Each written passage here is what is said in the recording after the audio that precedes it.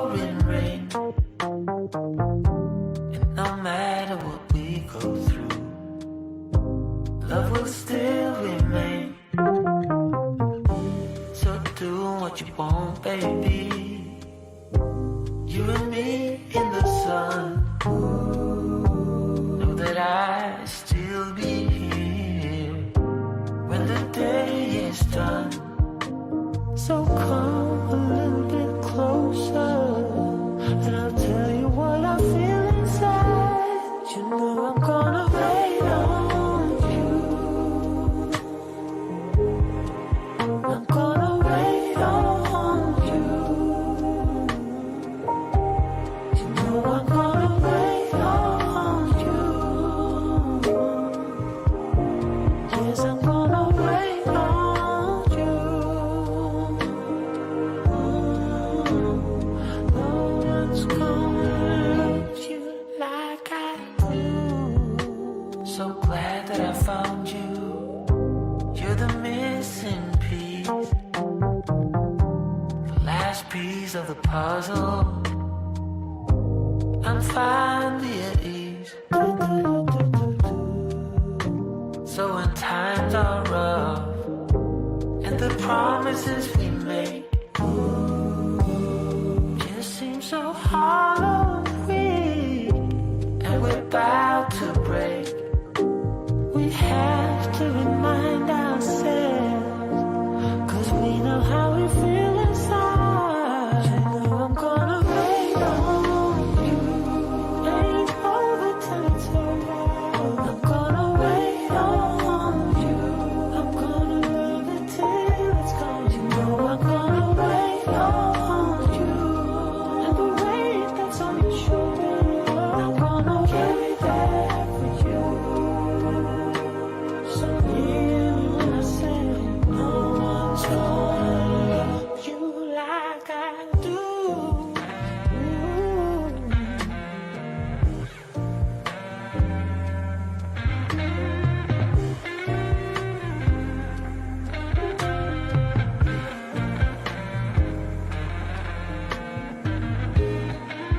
I'm gonna wait on you. I'm gonna wait on you. I'm gonna wait on you. You know I'm gonna wait on you. And the weight that's on your shoulder, yes, I'm gonna carry that for you. So hear me when I say, no one's gonna love you like I do.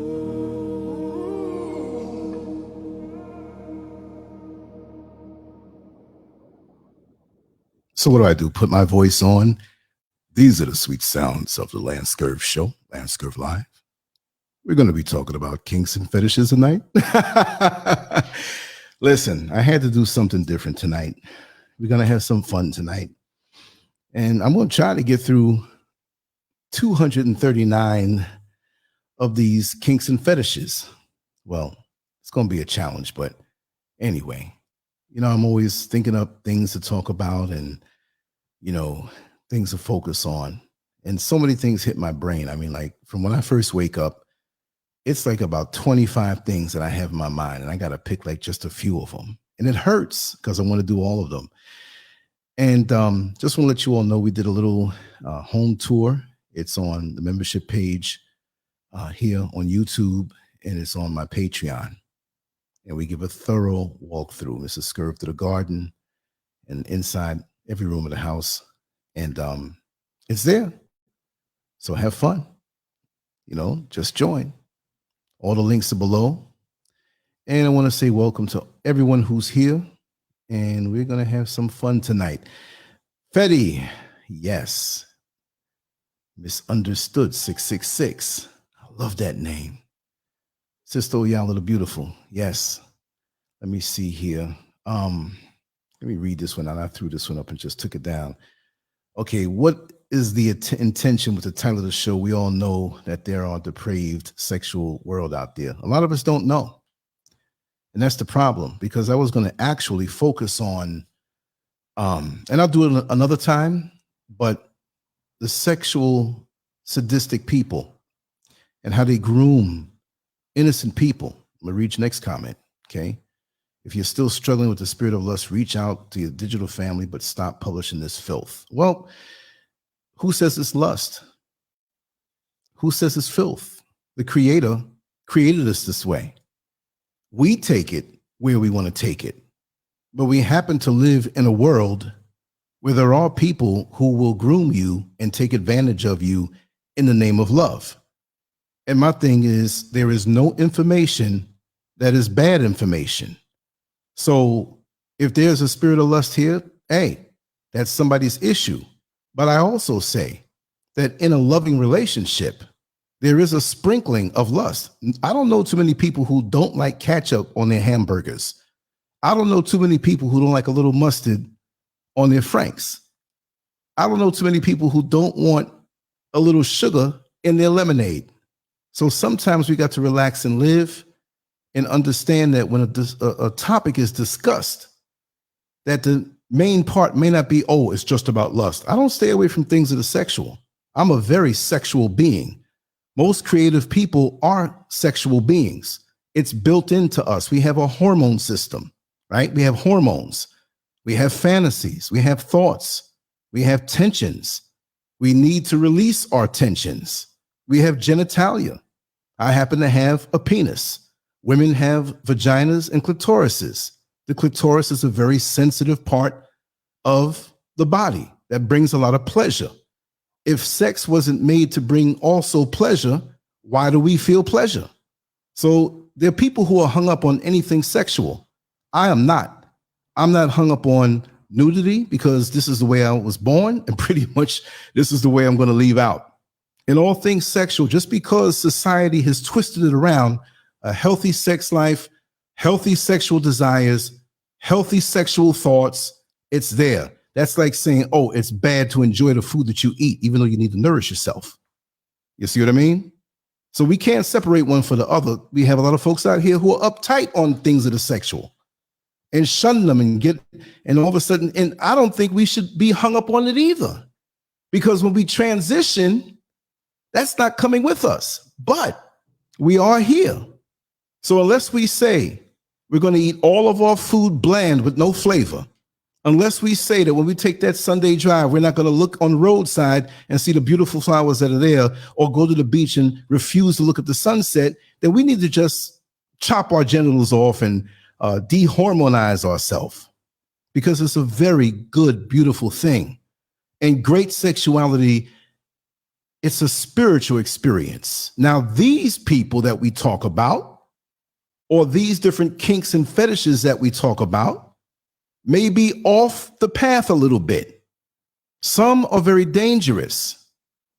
And I speak on all things sexual. That's like saying, oh my God, it's terrible and it's so nasty when I go to the bathroom. Look, we've all had a one-ply accident in our life where stuff gets on our fingers. Do we chop that finger off? So many people who come out against sexuality have sexuality problems themselves. Because I love a good sex life, and very few days go by when I don't enjoy an orgasm. Too much information, that should be the norm. I'm not going to die of emotional constipation, and I'm not going to die of sexual restraint. It was given to me. It's a spiritual thing. Oh, and right before you go to sleep, it makes you sleep deep. So if there's anybody who has a problem with this so-called filth, then they need to go. Because we're going to have fun tonight. It's healthy. We need to laugh with it. I mean, I don't see anybody sitting around a dinner table not laughing or talking or having a good conversation. That leads me to believe that in our different upbringings, we were brought up a different way to think of this stuff as filth. But you got to understand, without this filth, we wouldn't have got here. So it all depends how you look at it. You understand? So it's a beautiful thing. We're going to have fun tonight. We're not going to let anybody or any entity make us not have fun. We're going to laugh and we're going to be healthy. But there was a serious topic that I saw earlier, and I said, you know what? That was a little, not too serious, but it was a thing where it was kind of gloomy about the sexual sadistic people. And that's a dangerous thing that we have to watch out for. Like, just like some of these kinks and fetishes that are here, some of them can be indications of something dangerous down the road. We'll laugh at some. We'll go, wow, that's wild. But there's certain ones on this list that can lead to danger. And we need to inform ourselves on these things, because see, when we don't inform ourselves on these things, on all things actually, but I like to go in with surgical precision. And I'm the one that made this banner, and I stand behind it on this LANCESCURV Live. We do shows that sometimes people love. We do shows that sometimes people say, Lance, I don't know where you're coming from with that. But to speak about how we are created and to call something so sacred, so beautiful, so good as filth, I don't know. Because I know my creator didn't make anything in this natural world filthy or dirty. Even the feces that we make serves a purpose to fertilize the plants so that they're healthy with the nitrogen and nutrients that are in it. That's a different mindset. And I don't get down like that. On with the show, y'all. Let's have some fun. And whoever don't understand it, there's a little box up in the corner that you can click and just go, you know? Exactly. I'm not going to be restrained. Look, I'm pro-Black. I'm for my people, but I'm also human. And I'm going to talk about human things. And I'm going to laugh at certain things too. You know why? And also too, how many times have you seen me laugh at myself? I know I got a big head. I know I got a couple of teeth missing that I'm going to start fixing and working on Monday. I'm completely at ease with myself. And this is what I find. You know, in my journey in my sexual life as a flaming heterosexual, when I was younger, teen years and years after that, decades after that, I had visited a lot of clubs, underground clubs. It was always intriguing to me to see how people treated their sexuality, what they were hung up on. It's an extension of human nature. Yeah, okay, let me see. Okay, I'm going to give this one more try here. Misunderstood 666 says, stop acting like you don't know you are a very intelligent person and you know that sexual depravity can lead you down a dark road unsubbed. Please, thank you. You unsubbed before I blocked you. Thank you. But what's really all that? I touched the nerve with this person. I don't even know this person, really. I think it's a person who used to come here, but they switched up a name or they left and they don't feel right.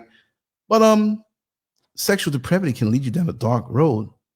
I just got some head this morning. So what dark road am I getting? So yes, misunderstood, you unsubbed. And what I'll do is an extra bonus. Let me see something here. There's an extra bonus. This is what we're going to do. Wait a second. I just lost the page. Hold on. Let me go back. But what was that all about?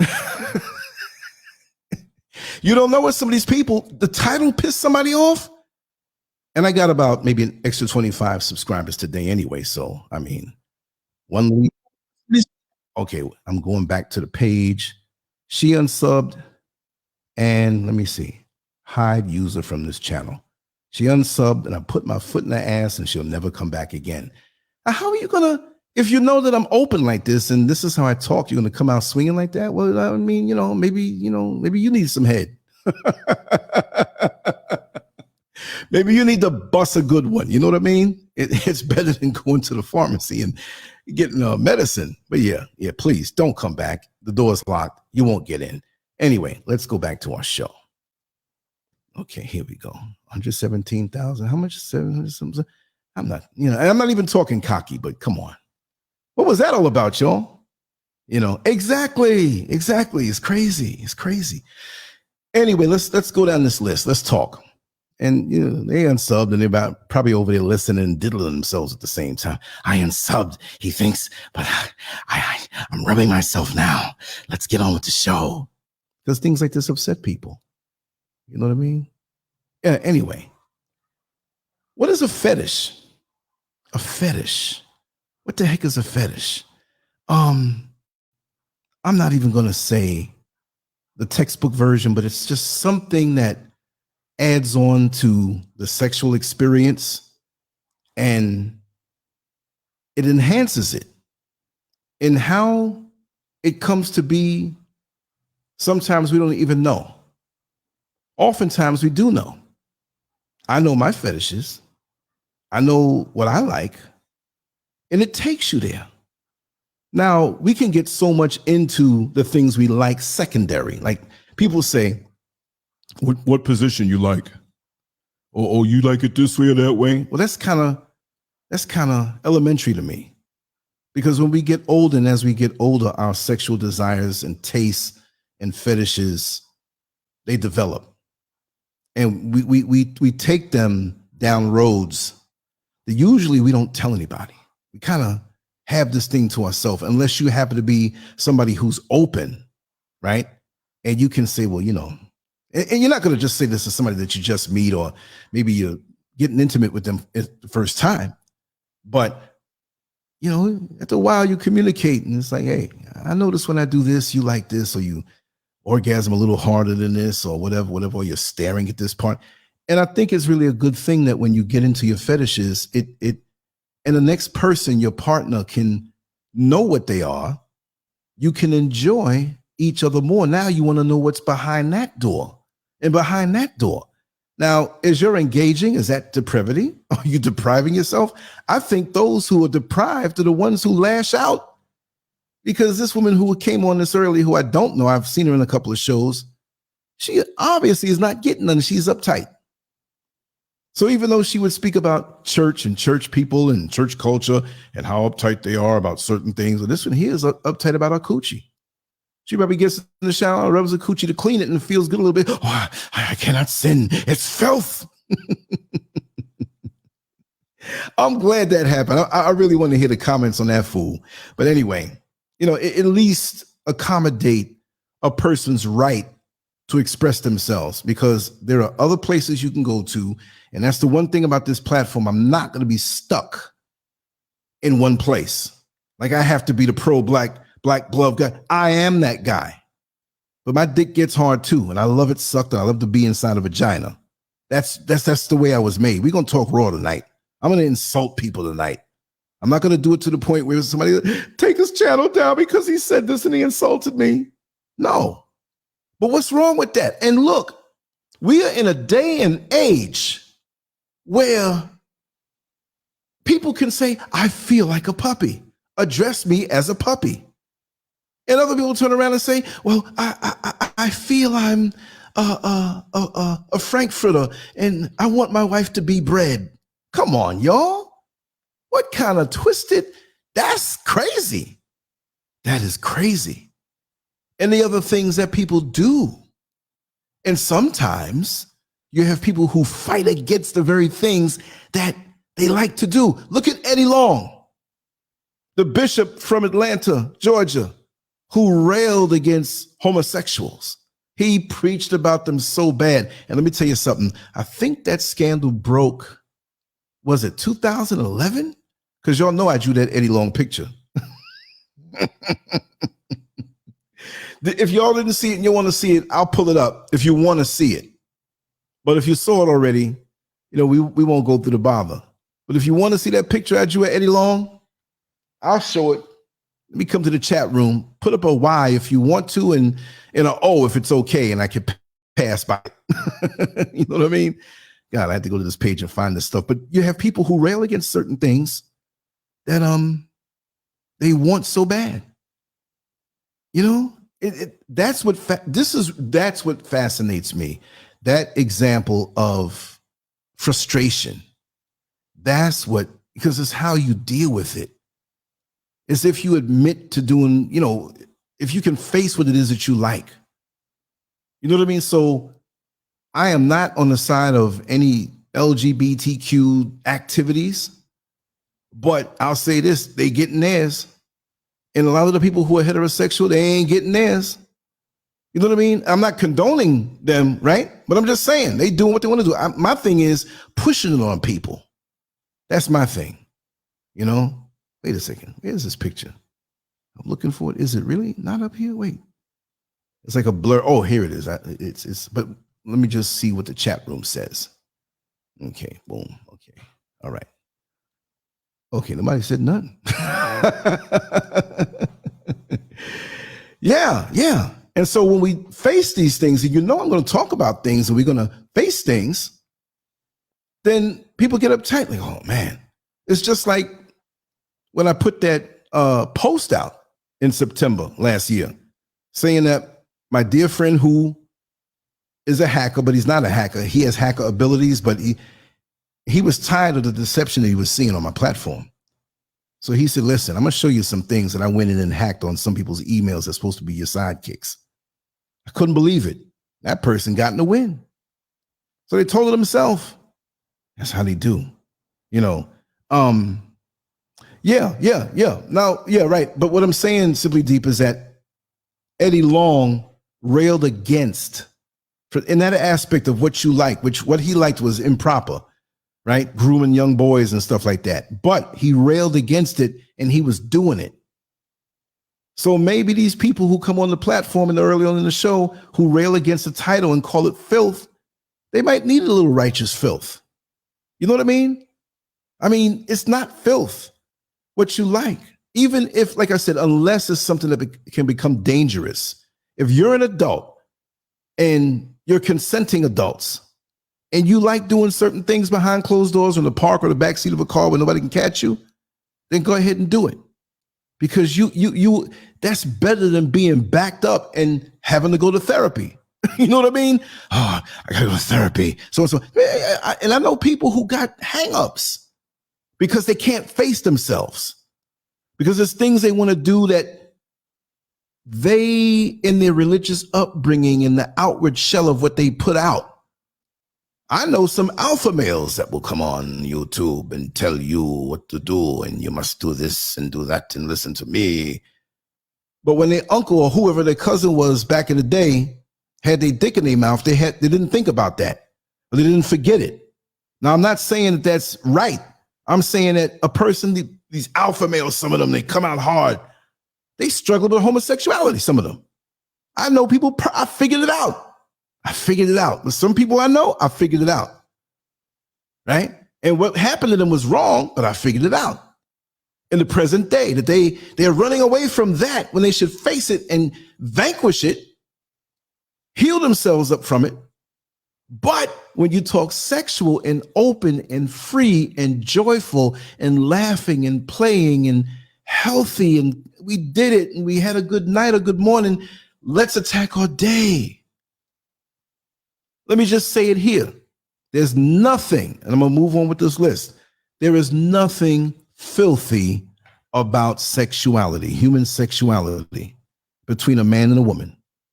I had to add that in there too, right? Even those who call themselves Christians say the marriage bed is undefiled. Now let's get filthy. If y'all want to doodle all over each other and rub it all over each other, that's not my thing. But more power to you. Just lay down some plastic sheets on that bed before you start doing that. I can't be mad at it. If y'all agree and this is what y'all like, it's a little bizarre to me. But if that's what you do and you're not hurting nobody, then go right on ahead and do it. Because I've seen some things in my life. I'm like, yo, you sure you okay with this? Oh, I love it. I love it.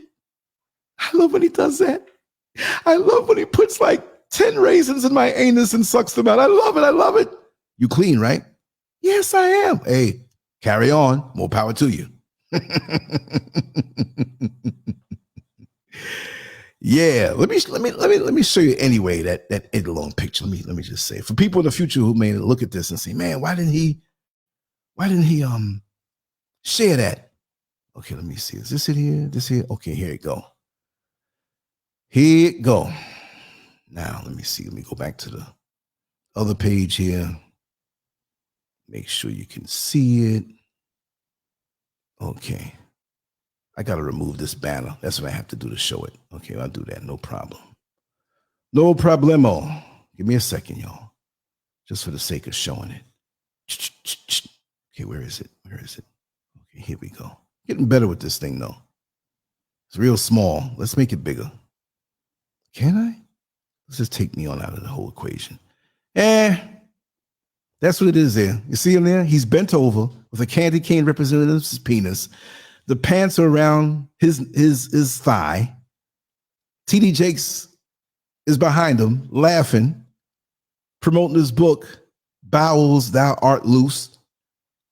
And he's got a big joint compound tub of Holy Lube, KY Holy Lube. There's a lot of details in that picture. So, you know, hit LANCESCURV.com, look at the artwork, and you'll see it. Let me take this off. You remove this here. Let's put this up. Yeah, let's focus on what we got to focus on now. Let me stop the screen. Beautiful. We did it. Now let me come back to the chat room because this is going to be a very interesting chat room tonight. You know. Yeah. You know, beads work. But raisins have a bit more mystery to them, right? Just play clean, y'all. Okay, let's get to this list. I think I should I'm gonna screen share the list so you can go along with it. You might not see it so big, but I'm gonna start off with the letter A on this list. Let me screenshot this also. Just give me one more second to get this done. I got so many screens open. Let me close some of them in and be careful not to close the wrong thing. Okay. Yeah, I had too many screens open. All right. Anybody who's listening, if you want to go right to the site, LANCESCURV.com, this show is playing on the homepage. It will always play on the homepage, and later on I'll give it its own post. But during the time of broadcast, it'll always be on the homepage. And let's share this again. Present, share screen, complete list. Okay. Share. Now let's go back to the program. Oh, I got to take this thing off again. Oh God. I'll leave it like this. I'll leave it like this because I'll just drop the link in the okay, stop sharing below. Okay, well, because there's a whole lot. I'm gonna try to get to this thing too. I may have to take a break in the middle. Oh God, no water. Go over and get water. Okay, the first one is one that I cannot even pronounce. Abasiophobia. Abasiophobia. Attraction to people in neck braces, wheelchairs, casts, or other devices that impair mobility, that it was documented for the first time as occurring in a woman in the late 80s. So this was discovered in the late 80s. A woman had this feeling for people who were in neck braces, wheelchairs, casts. You know, it may be part of a medical fetish or enjoyed because it restricts movement. That's that psychological stuff, right? So could you imagine somebody, a woman or a man, getting a job in a hospital just because of that fetish? Look, child molesters try to get jobs in daycare centers because that's close to what they like. I remember coming up in bodybuilding, a lot of the judges back in those Stone Age days were straight. I'm like, these guys don't even lift weights. These old white men don't even lift weights. And they hitting on the contestants afterward and promising them, well, you know, if you come home with me, the next time I'll have you win. So we get attracted to what it is that, so when people are in certain professions, what is it about it? Is there a sexual connection? Well, I'm not going to talk too much on each one because we got a whole lot more to go. Abduction as seduction, a kink where the abductor / kidnapper treats the victim in a loving manner, can be related to gentle femdom. What? A kink where the abductor kidnapper treats the victim in a loving manner. Okay. So you kidnap them and you treat them seductively, right? Abrasions. People who enjoy this fetish like giving or receiving cuts and scrapes. Acarophilia. Arousal from scratching. Scratching is often an element incorporated into rough sex. So some people like to be scratched and whatever, but how deep? Drawing blood. Here's another one. Well, they say it's related. If you want to give you, that's an advertisement. They said related. It wasn't an ad, right? It's an ad on how to give better oral. Here it is. Accidental stimulation refers to accidental physical stimulation in situations that arouse adrenaline and cause arousal. Accidental stimulation. I could talk about that one, but we'll save that to the end. Acrotomorphilia, fetish for amputees. Fetishists may prefer a specific type of amputee, arm or leg. A person with a fetish for being an amputee has a patum. Okay, how do you call it? There's another word. Apatomnophilia. There may be an overlap with morphophilia. God, dog, you gotta get a college degree with this thing. Oh, here's a weird one. Actorasty, right? Arousal by the rays of the sun. This may be enjoyed through sex outside. I lay out in the sun all the time like that. Well, a couple times, boing, yoing, yoing, yoing, yoing, yoing. Here's the next one. Agalmatophilia. A person with this fetish is aroused by statues, mannequins, or other figurative representations. This may be related to Pygmalionism and attraction to items of one's own creation. Now, quick story, because there's a whole lot. We're still in the letter A, right? My father used to refinish floors and all that stuff, in custom landmark properties and stuff. So you had to know your stuff. But he also took little waxing jobs that paid well. And we had a waxing, I'm a little kid, right? But he always made me feel like I was part of it. At Bonwit Teller in Midtown Manhattan, he had this gig that we do. Paid him really good. But there was a security guard in there. And I was always around my father on the wooden floor part, right? They had the rugs and different, it was huge. This security guard was walking around. Nice guy. I went to look for the bathroom. Some of those places were dark. And I walked up on him. He had his pants down and he was humping on the mannequin. I was like, and he laughed and pulled his pants up. And I just turned my head. I said, I'm looking for the bathroom. He said, oh, it's right over there.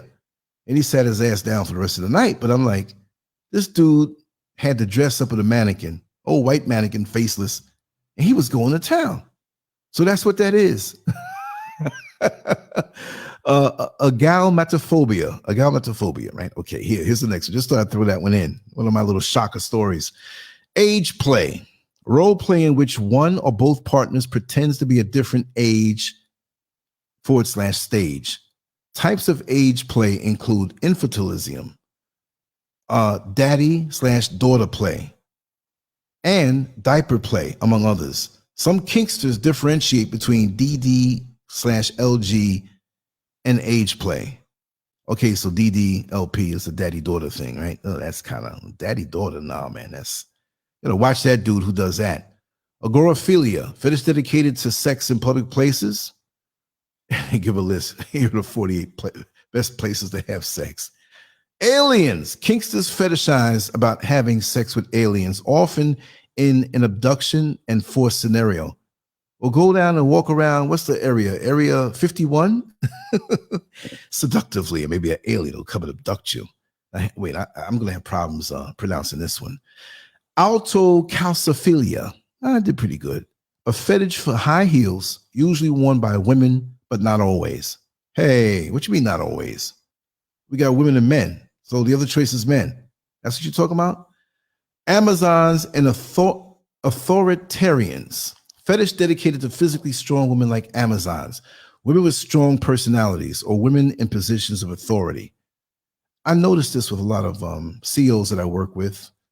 Female CEOs at big, tall, kind of Amazon, strong personality. And I noticed how sometimes those guys, they would work a post like with me, and the uniforms were made in a way to kind of hide the female body, but with the sisters, you ain't gonna hide that thing.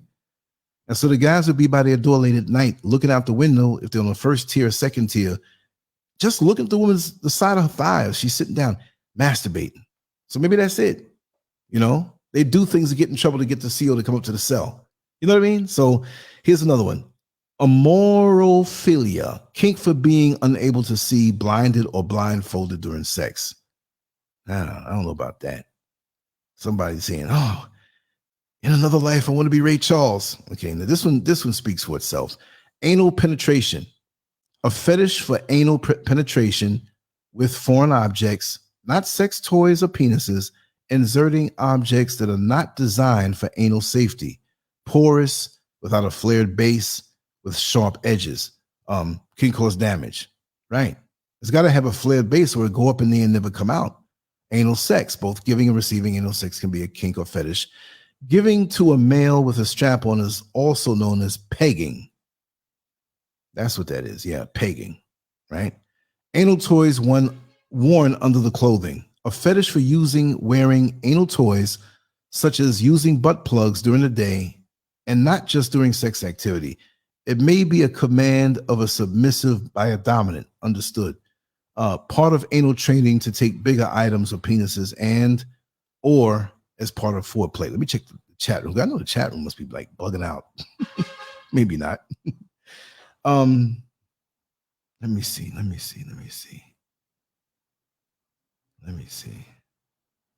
Oh, everybody's in shock. Chat room hasn't been moving. Wow.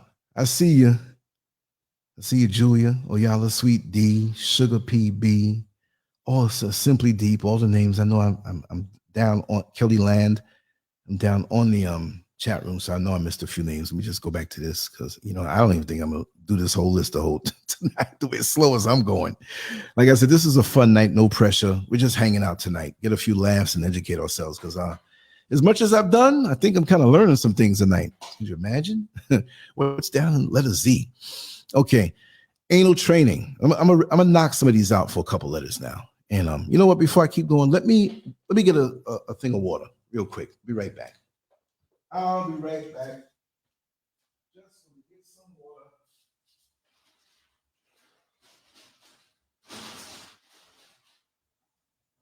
Yes. Okay, here we go. All right. Well, since put my headphones on. Where was I? This sounds like anal training, right? Somebody's just coming into this and not looking at the title, like, what is he talking about? The practice of preparing one's anus for inserting large items. Okay, boom. We all knew that one. Anestemophilia, a fetish for people over extreme sizes. Example, a giant or a dwarf. It can be used to refer to attraction to partners of differing heights, even if those people aren't especially gigantic or tiny. Anonymous sex. Oh God, that's dangerous, right? A kink revolving around anonymous sexual encounters where one or both parties is unaware of the other's identity. Glory holes are a common form of anonymous sex, but they are not the only form. Okay, we're teaching tonight. Hands up. Who doesn't know what a glory hole is? I'll give you a few seconds while I sip this water.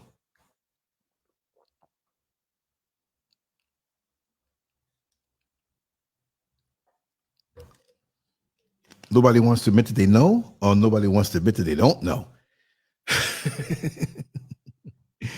Well, a glory hole is a place where someone, man or woman, but in my mind, it's a woman, and it's a hole in the wall, penis high, around the area where a man's waistline and penis would be. And the man on the other side oftentimes does not know who's going to be putting their mouth on him. So he sticks his penis in this little hole. You can't tell. And the woman on the other side can focus on doing what she does and she likes to do, because there are women who love to do that. And some love the anonymity of the whole thing. You have couples who do this in their house. They'll build something or some kind of wall and, go through that whole thing and imagine that, then I've known people to say, Lance, come on home with me. We have a glory hole. My wife would like to, nah, y'all might be racist. Plus you're white anyway. I don't do that. But y'all might be racist, and yeah, get the butcher knife. We're gonna get this militant nigga. No. I gotta really know you and know you good, that you're not mad at me and I don't owe you a whole lot of money. Aquaphilia, fetish for water and having sex in or around water. This can extend to a fetish for swimwear or posing in water, even if it doesn't involve sexual activity. There are a lot of exhibitionists at the beach. I'll say that much. Asphyxiation, a highly dangerous kink dedicated to choking, smothering, and strangulation. Autoerotic asphyxiation is self-choking. To be clear, asphyxiation is very dangerous and has led to injuries and deaths. See also breath play. with that whole thing, asphyxiation, I had an inmate that killed a young girl, 17 years old. He was about 35. She was coming over to his house for sex damn near every day before he went to work. Well, he went to work 5 days out the week. So he said that she liked being choked, but this was part of his defense. So, and he's telling me this in the cell, right? They're doing the cell checks, and he's like, yo, SCURV, I know you don't know about my case. Let me tell you about it. I'm like, I want to hear that. So he choked her out, and he would let her stay sometime and leave when she wanted, after he left to go to work. So one day he came back from work, saw all these helicopters, and this is the part that flipped me out. Cops all in front of his place, his door open and everything. Somebody, I don't know, maybe she was screaming or whatever. And so he's like, officer, what's going on here? This is how he's telling me the story. Officer, what's going on here? Well, you're a person of interest because there was a dead woman laying in your bed. Huh? She was supposed to leave. What you mean dead? Well, they kind of let on that, the choking thing or whatever. And he said, oh, no, we do that. But she liked that. Now, I found that sometimes at the point of orgasm, you find yourself holding your breath, which kind of, some people do that and don't realize it. They'll hold their breath when they come in. And it's like, man, it made it better. But not all the time you do that. But when somebody's choking you, like that is dangerous because how do you know? But to bring somebody to death, you did that. And the sick part about this guy, which made me, because I used to have to hear all kinds of things. He had some photos of her, like negatives, actually. Negatives and not actual photos. His lawyer brought it to me. I don't know how they did that. But the bottom line is that she's laid out on the table and he's like, hey man, you see her here? And I'm like, I didn't want to act like I was not tough. Like I said, yeah, I see it, man. I see it. And I saw it. Dead woman laying face down, face up, to the side, different writings on the negatives. I held up to the light. You know what this joker told me? He told me, yeah, man, she got a nice ass, right? I'm like, I can't, what are you talking about? You know what I mean? How could you think this? Damn, for real? Are you for real? Unbelievable. But anyway, autogenophilia, a kink where men present / dress as a woman, refers to men impersonating women. Autoandrophilia is arousal at the idea of being a man. I guess that's the woman's side. Now you have a lot of people out here that hold on one second. Let me knock this WhatsApp off because there's certain people I know, they know I'm doing a live show, but they keep sending me videos. Like I'm gonna say, listen, everybody, I'm gonna stop and watch all these videos. No. Anyway, boom. It's logged out. We won't hear WhatsApp making noise on my show today, at least. Now let's knock this out and get on with it. The attention is gone. Right. So now, okay, where am I? Yeah. So some women like to dress as men, some men like to dress as women. That's what that is. This term was coined as an improvement on cross-dressing kink and has been used to describe transgendered individuals and has been used as an argument that trans people are mentally ill. Many prefer not to use this term, which is often transphobic. However, some people may have a fetish for cross-dressing or becoming another gender that does not relate to their gender identity. Yo, the only trans I deal with, you want to know the only trans I deal with? The only trans I deal with is being transparent. And from back in, what is it, 77? The song by Kraftwerk, Trans Europe Express. Dum, dum, dum, dum. Trans Europe Express. That's the only trans I deal with. So I don't know about that other stuff. I don't know. All right. All right, here we go. Let me see. I see y'all are enjoying yourself. That's what I want to see. Keep the laughs coming. We're not going to be all uptight. Nah. Autofellatio, a kink where a man performs a blowjob on himself. I guess that's a guy that probably will be a hermit, never marry, never have kids, and never come out the house now, is it? I've seen pictures like that. You got to be very flexible and you have to be pretty much well endowed to do that. Oh God, remember there was a song. Oh God, it was back in '69. See, I don't forget nothing. Got to Get a Nut, I think it was. That was the name of the song, Got to Get a Nut. And nobody knew what they were talking about. It was very popular, like not so much on the radio, but like late night. Got to get a nut, dun, dun, dun, dun, dun. Got to get a nut. And they had this song, like not the song, but the noise. Like it was like not sex, but it was something building up. Like you can look at it and see that they were talking about orgasm. And one guy made a comment that confirmed that's what it was about fellatio. I say fellatio, like Horatio or fellatio, whatever. But he's sitting there, break your neck, trying to blow your horn. There's somebody out here that's going to remember that song. Break your neck, trying to blow your horn. That's crazy. That's crazy. Prostitution would be like vaporized overnight, for the most part. I need some head. I'll do it myself. I ain't paying that money. Autoplushophilia. A type of plushophilia where a person is aroused by the idea of being a stuffed animal, especially a cartoonish one. Come on, y'all. Don't tell me there's a black man out here that wants to be a stuffed animal. Barebacking, sex without a condom. Barebacking is especially common in the gay community, but this act can be dangerous and lead to sexually transmitted diseases and or pregnancy. Oh God. Bathroom control. Oh God, that's sick. When the dominant person controls when, how, and where the submissive can urinate or defecate, extreme bathroom control could be dangerous. How can you hold it?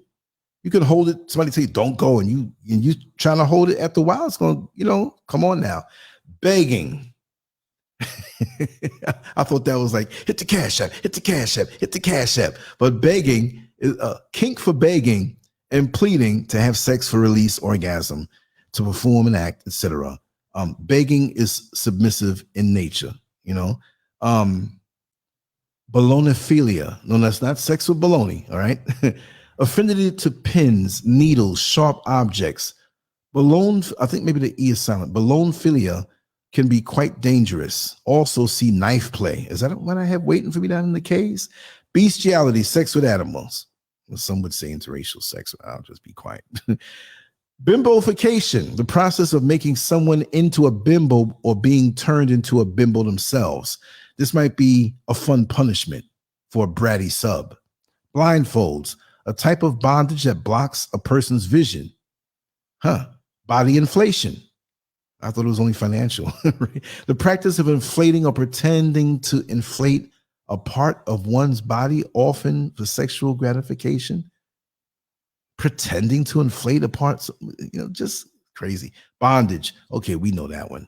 I don't even have to say it, but I'll say it. Restraint of a person either by physical item, cuffs, rope, etc., or instruction, known as mental bondage. Restraint can be full body, vacuum beds, suspension, or involve a single body part such as the eyes, blindfold, mouth, ball gag, wrists, and even thumbs. Bondage may include furniture and devices. Reddit has a number of subreddits dedicated to the subject. Body modification, a kink for a variety of body modifications. This may seem anything that changes the appearance of a body, from tattoos to piercings to saline injections, but this kink may also refer to a specific body part mods, such as lip sewing. Lip sewing? You mean sewing your lips? Like, no, I got to eat, man. Branding, marking someone with a symbol, word, etc., typically uses a heated object such as a metal hanger to produce the brand. Branding is dangerous. I remember years ago, there were these people I used to beat. They used to pay me to beat them, right? And I thought I was like, Billy Badass. And so I ran across a group of people. They were like real serious into this thing. And I wasn't, right? But I was curious. So they gave me, they called me, and the lady was like, okay, do you have branded subs? I'm like, branded subs? They talking about Subway? That's a brand, right? No, I'm just playing.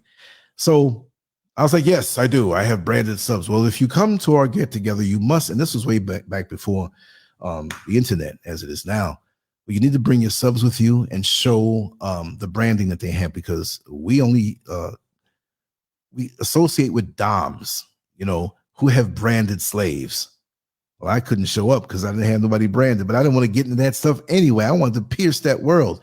But what I gathered from that, just to get off the topic for a second, these were people who were like really affluent, very intelligent, and it was a highly organized organization because she was concerned about, anonymity for the people who are there.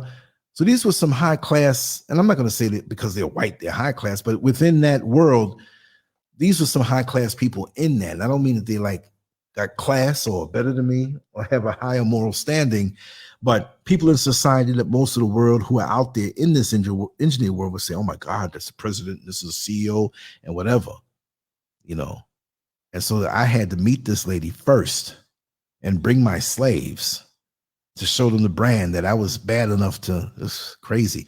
But from the things that she told me, that was a portal to Satan worship. The way they were doing it, I sniffed it. And she said some things like, I'm not going, especially with white people, the black man going to be sacrificed first and SCURV wouldn't be here. Anyway, breath play, choking and limiting breath. Being aroused by this is known as hypoxophilia. This kink is type of edge play that is dangerous. Well, not too dangerous if their breath is stink and you get out of their face. Whew, you're not going to play around with that. Breast/nipple torture. The breast equivalent of CBT is that? I'll find out.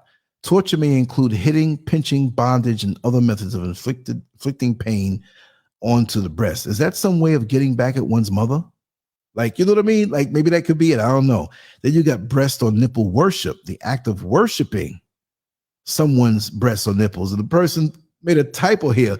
They put the act of shipping. Like they were, oh yeah, that's the one I like. Breast nipple play. It made a big typo and typed shipping like twice. Let me check the chat room because I got to be in a different screen, right? Oh, good. Y'all are laughing. Y'all are talking. We're having fun tonight, y'all. We're having fun tonight. Because we're gonna go serious on some things this week coming in. And I'm still gonna do my 2 weekend shows, which they're not the weekday shows, but at the same time, same way. We're just gonna ease up a little bit. Yeah, simply deep. Yeah. I mean, men like their nipples licked. I mean, I'm not no homo or nothing like that. I like mine licked, right? It feels good, right? But torture? Nah, anybody come over here torturing me. Caning, the act of hitting someone with a rod known as canning or whatever. Caning? Yeah, caning. Fleshy areas such as the back of the thighs and butt are advised, but some people enjoy caning the bottoms of feet. That's got to be painful. Canes are traditionally made from wood, but modern canes may be made from plastic, metal, or other semi-flexible materials. Caning is a form of impact play that is more extreme than typical flogging and may be dangerous if done improperly. Sadists are usually the most common type of dom that enjoy caning their sub. Oh man, I'll call this the Dwayne Wade one. Castration, an extreme fetish involving removing of all or parts of a man's genitals. Actual castration is incredibly dangerous. Why would you put incredible? Incredibly, I mean, I don't think incredibly. Most people in the street, man, that's effing dangerous. You know what I mean? Incredibly dangerous. Like this person writing it is into it. Like, yeah, my testicles rolling on. I just got castrated. Most kinksters obsess over it without actually going through with it. I would imagine. See that steak knife, right on your stuff. This kink goes hand in hand with emasculation fetishes as well as the ball busting, in which a man's balls are crushed. Oh man, somebody's trying to die. You ain't crushing my balls. I need my balls. I take my balls everywhere I go because I'm paranoid. My mom's playing tricks on me. CBT. Okay, that's what I didn't know. Cock and ball torture. Who wrote this list? Is pain applied to a man's genitals? It may be a form of punishment. CBT can involve shoes, sounding, stretching, impact implements, and other tools. CBT can be dangerous. Duh. This must be a woman that wrote that one because it's not just dangerous, sweetheart. It's really painful. Even if somebody like brush balls by the wrong way, it hurts. Something that could bring so much pleasure can hurt so much. You know what I mean? Chasmophilia, aroused by crevices, caverns, or valleys. Now that's sick. That's chasmophilia, aroused by crevices, caverns, and valleys. I thought when they say crevices, I was armpits or, the crack of somebody's backside. Caverns and valleys, at least they don't bother anybody. I hope they drive good because they can see them driving on the mountainside. Look at the valley over there by themselves and beating off. Oh, I went for a Sunday drive and I had a great orgasm because I'm into chasmophilia. Is that why you always have a big towel and a jar of Vaseline in the car with you and you're gone for like 5 hours? Like, yeah, I want to go to Death Valley one day. Chastity. Blood choking is the act of choking someone until they pass out. It is incredibly dangerous. Yes, we know. We heard you say that before, which we wrote about before. Check out our guide on choking during sex. Oh, they got guides with this stuff, right? And can lead to brain damage. Choking is a type of edge play. Claustrophilia. You can kind of figure that one out, right? This fetish is the opposite of claustrophobia. A person becomes aroused or experiences orgasm through confinement into small spaces. This is a type of bondage. No, it's not. It is, right? But most men would agree that if their penis is confined to a small place inside a woman's vagina, it's going to be a pleasurable experience. Clothed sex, endotophilia, the affinity for sex while fully or partially clothed. You can enjoy this kink while lifting your skirt or dress so your man penetrates you. Pushing underwear to the side can also be a form of this fetish. You ain't got to take the panties off.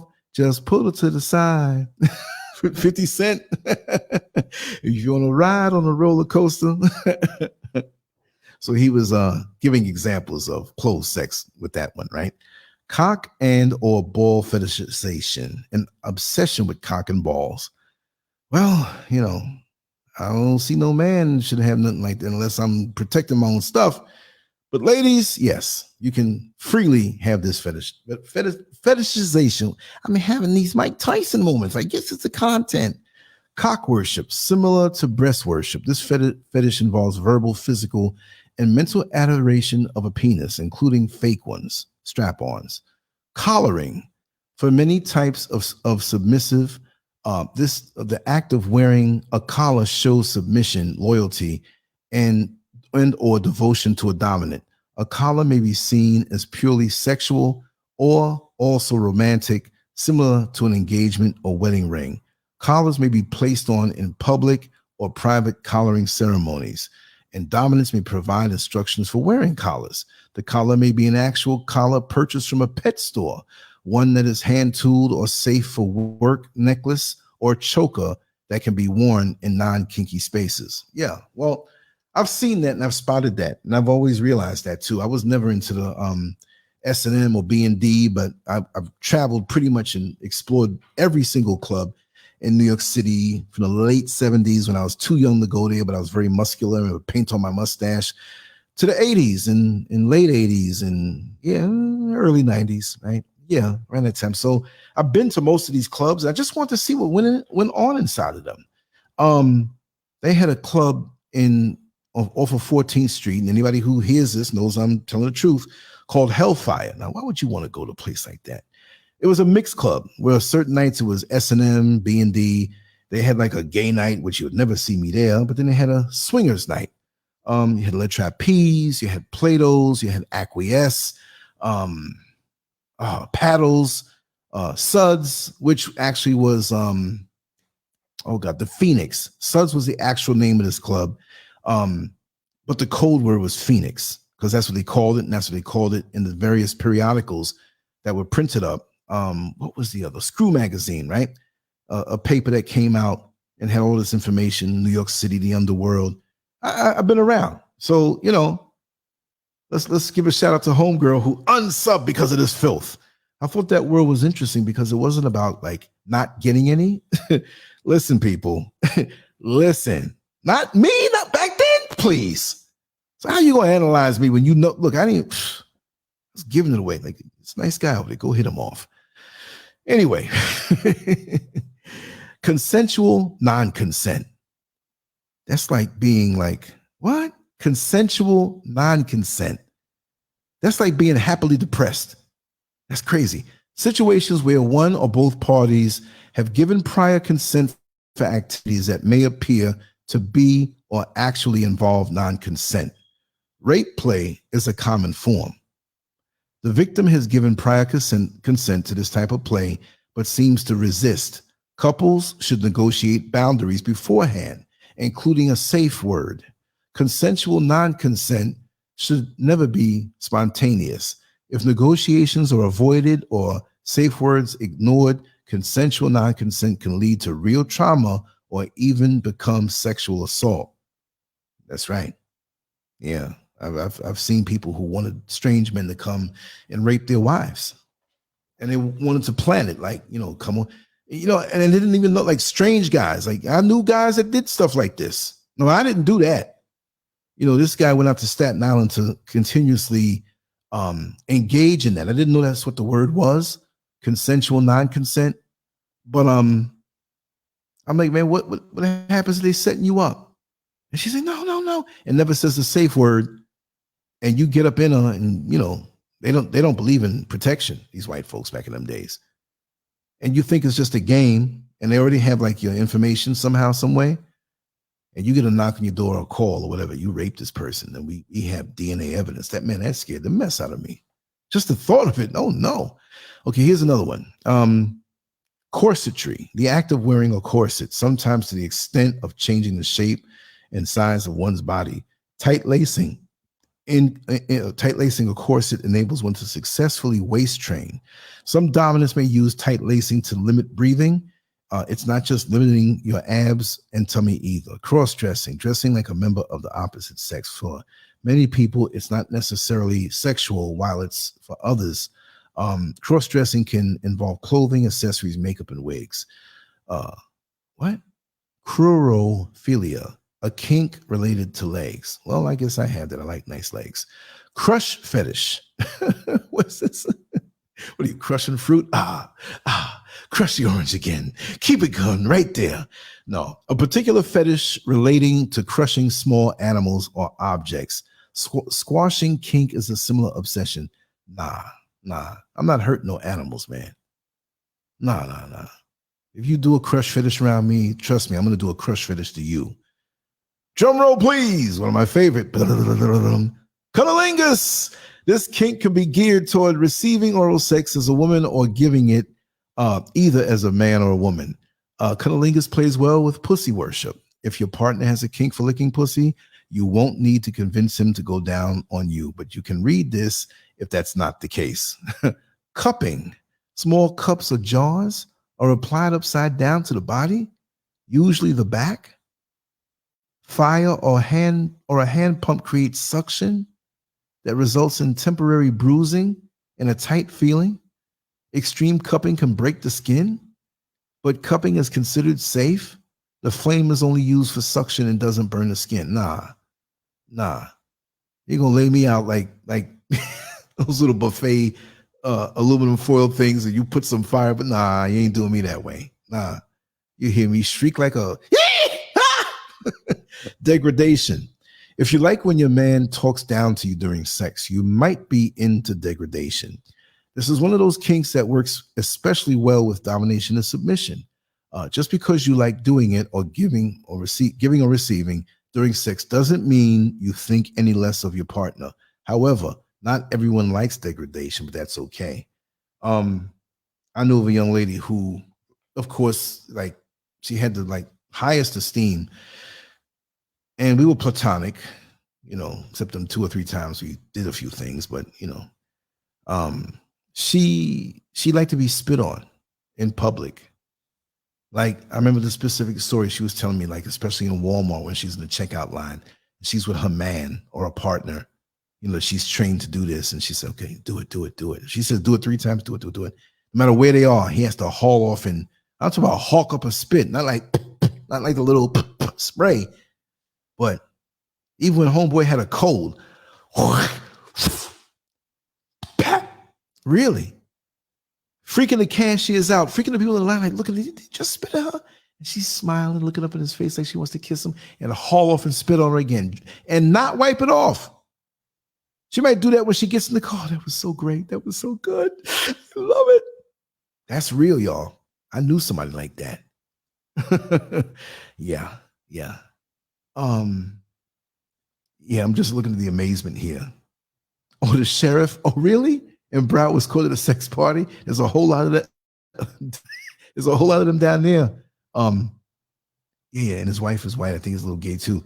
It's usually the case. With a lot of these white men, not to get off subject, but it's not just where, oh, I just want you to screw my wife. And they're just looking for tail. They like that part of it. And later on, and they will suggest to you, because I've had people approach me like that in certain clubs, like, you can do it and you don't have to wear a condom.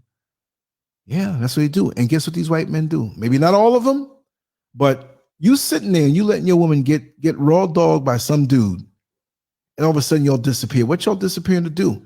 Usually those men, hey, this is disgusting, but they want to suck the cream out of the woman. I'll say it that way. And I've seen that too. I've seen it. And the sad part of what I saw, I told the story before on the show. It was a bunch of black people at a swing club. And I'll say it. Maybe it was like about 7, 8 couples, 6. I'm not sure. But they were known as the Wild Bunch. This is a real name. This is back in the 80s. They cannot be alive now. And they were from New Jersey. They would come to swing clubs in New York City. And they would let their beautiful black women, I don't say that no more. I mean, about them, right? I'm like, I said, oh, they're beautiful. Like, okay, you're doing your adult thing here. But they came right through the door, and all these white men who were, you had to be a couple to get in, they started moving. I'm like, what these white men going over there? Because even in that, I was militant. I don't want to see that. And these black women were just going to them and blowing them and letting them go up in them, and the white men coming up in the black women. Man, I was mad, man. Though you were pregnant, black woman, you pulled the plow. Like a horse, like a dog, even a cow. He filled your womb with his wicked seed. I said it too. I was getting mad because they went right to the... I was like, he filled your womb with his wicked seed. His half-white children, I was militant even in my wild days. So maybe 2 hours later, after they let multiple white men go up in them and finish, they ran downstairs to the basement where it was like another light. This was a real restaurant, y'all. But it had a dance floor, small dance floor. And it was like 2 blocks below the World Trade Center, the South Tower, when it was the original World Trade Center. And I'll tell you, this had to be like 86, 87, around 88, between 86 and 87, maybe 87. I'm good with my dates. And so they went down there. This is the part that really, I was messed up. They said the women went down on these little lounge chairs that were all up against the wall. It was dark. Oh, this whole place was kind of darkish. You could see, but it was like, they were dark corners up in there. It was an off-premise sex club. And on-premise is set up for that, to have sex at the club. Off-premise meant we're not set up for that. But if you get down on your knees and do you can do it, but it's really off-premise. These black women, my sisters, they all laid back on those chairs, cushions, opened their legs, and the brothers went down on them to swallow everything that came out of them. White man stuff. Come on, man. I was messed up. I was messed up. I left. I've seen it all. At that point, no, I really didn't see everything, but I was, And that's what they did. And they didn't do that with nobody, the fellas. They let their women go all out. And that's usually what these white folks do. Took me off the topic, man. I'm talking about fetishes and, yeah, Look at the chat room for a second. Yeah, it's a little different tonight, y'all. I could imagine like the new people who come around on the channel. I completely enjoyed the show, but is this the type of content you have? I thought you was a militant guy. Somebody referred me to your page. Yeah, it's crazy. It's crazy. Let's get back with the list. Dacryphilia, aroused caused by tears or crying, or arousal caused by tears or crying. Like somebody else's tears are yours. Like, what's wrong? I'm horny. I gotta keep crying so I can come while I'm crying. Or is it beating, smacking somebody, making them cry, and you get horny? What is that? I don't know. Degradation. If you like your man, okay, we saw that one already. Yeah, okay. Dendrophilia, also known as arbophilia. Could you imagine that? Like in a college course where they talk about fetishes? No. It's also known as, oh, you get extra points for that. Sexual attraction to trees, either because they are phallic shaped or because of the texture, may overlap with xylophilia. Xylophilia. I mean, I know about tree hugging. I've hugged many trees in my life, but I'm not hugging and humping. I can see it now. Oh, listen, mister, you don't want to hug that tree. You want to go over there by the other one because I left a little something on that tree when I was hugging it a bit too long. Diapers. This fetish is usually part of infantilism, but not always. Discipline. Giving or receiving punishment for perceived or defined infractions. Discipline is a major part of many power exchange relationships and something typically desired by masochists and administered by sadists. Dirty talking. Having a kink for talking dirty during sex is pretty tame. Some people might not even consider it a fetish. Get tips for talking dirty here. See also narratophilia, like, okay, I'm going to narrate this thing, right? Dorophilia, playing with skin, leather, or fur. Hyphophilia is a similar fetish for touching hair, fur, skin, and certain fabrics. Sisters, be careful who walks up to you and wants to just touch up in your hair. I know you ain't just letting nobody put their hands in your hair. You know what I mean? Like, you don't know. That's an energy exchange thing too. You know what I mean? Unless it's somebody who you're close to, intimate to, or whatever, who you can trust. And anyway, people who may have that desire to do so, even if they know you, like, can I touch your hair? You know what I mean? Your hair's beautiful. I want to feel this like in my hand. You know, just say, don't break anybody's space like that. Unless it's like, listen, we cool. We're going to be intimate. Whatever you want to do, you can do. And that doesn't mean they feel the same way too. Even when you're intimate, you have to understand and have a little couth that what you may allow them to do doesn't mean it gives you the same right. Dorophilia, okay, that's the same one. Double penetration, okay, we all know what that is, right? Double penetration, penetration of a woman's vagina and ass via a combination of toys, penises, or both. Double penetration may be part of a group sex scenario. Yeah, that's I've seen that. I haven't participated in that because I ain't trying to like click clack balls with another man. I'm sorry, I can't do it. You know, I'm not hung up on things, but I can't even really get into things around other men. You know what I mean? That's just the way I am in the past and what I've done. Dracophilia. What, you got a thing for vampires? Oh, wait a second. A fetish for dragons. Fantasy fetish companies such as Bad Dragon make dragon dildos, including those that ejaculate. That's out there. That's out there. DVP. That sounds like something on a rap song. You down with DVP? Yeah, you know me. Stands for double vaginal penetration. Okay. Unlike double penetration, DP, which is simultaneously anal and vaginal protection, DVP involves two penises or one penis and one toy in the vagina. It can be satisfying for all parties. Although it requires lube and preparation, and DVP, only one partner may have enough room to thrust. I'm done. I've seen it on movies and that's some gay stuff. Two penises in one vagina, and you rubbing up on the next man's penis, and you gonna say you straight? You ain't straight, man. You ain't straight. No, you ain't straight. Cause you about, God, dog. Okay, let's move on. Edge play. Any kink or fetish that is considered more risky or extreme, like living on the edge, right? Examples include choking, breath play, knife play, fire play, and any activity that results in bleeding. Damn. Elastophilia. A fetish for stretchy materials, including spandex, latex, silicone, etc. Elastophiles often enjoy bouncing on these materials or sinking deep down into something stretchy. I mean, I love a big cushion that you can sink into. You know what I mean? Electric play. Oh no! Don't tell me they're gonna talk about putting their penis in a socket. Playing with uncontrolled electricity is very dangerous and can even lead to heart failure. Right? However, most people, aside from those with pacemakers, heart issues, and other implants, right, can safely play with what TENS units or violet wands to explore this kink. So I guess that's like a low voltage thing, or violet wands. You get a little shock and, you know, okay. Enemas, clismaphilia, KLISMAPHILIA.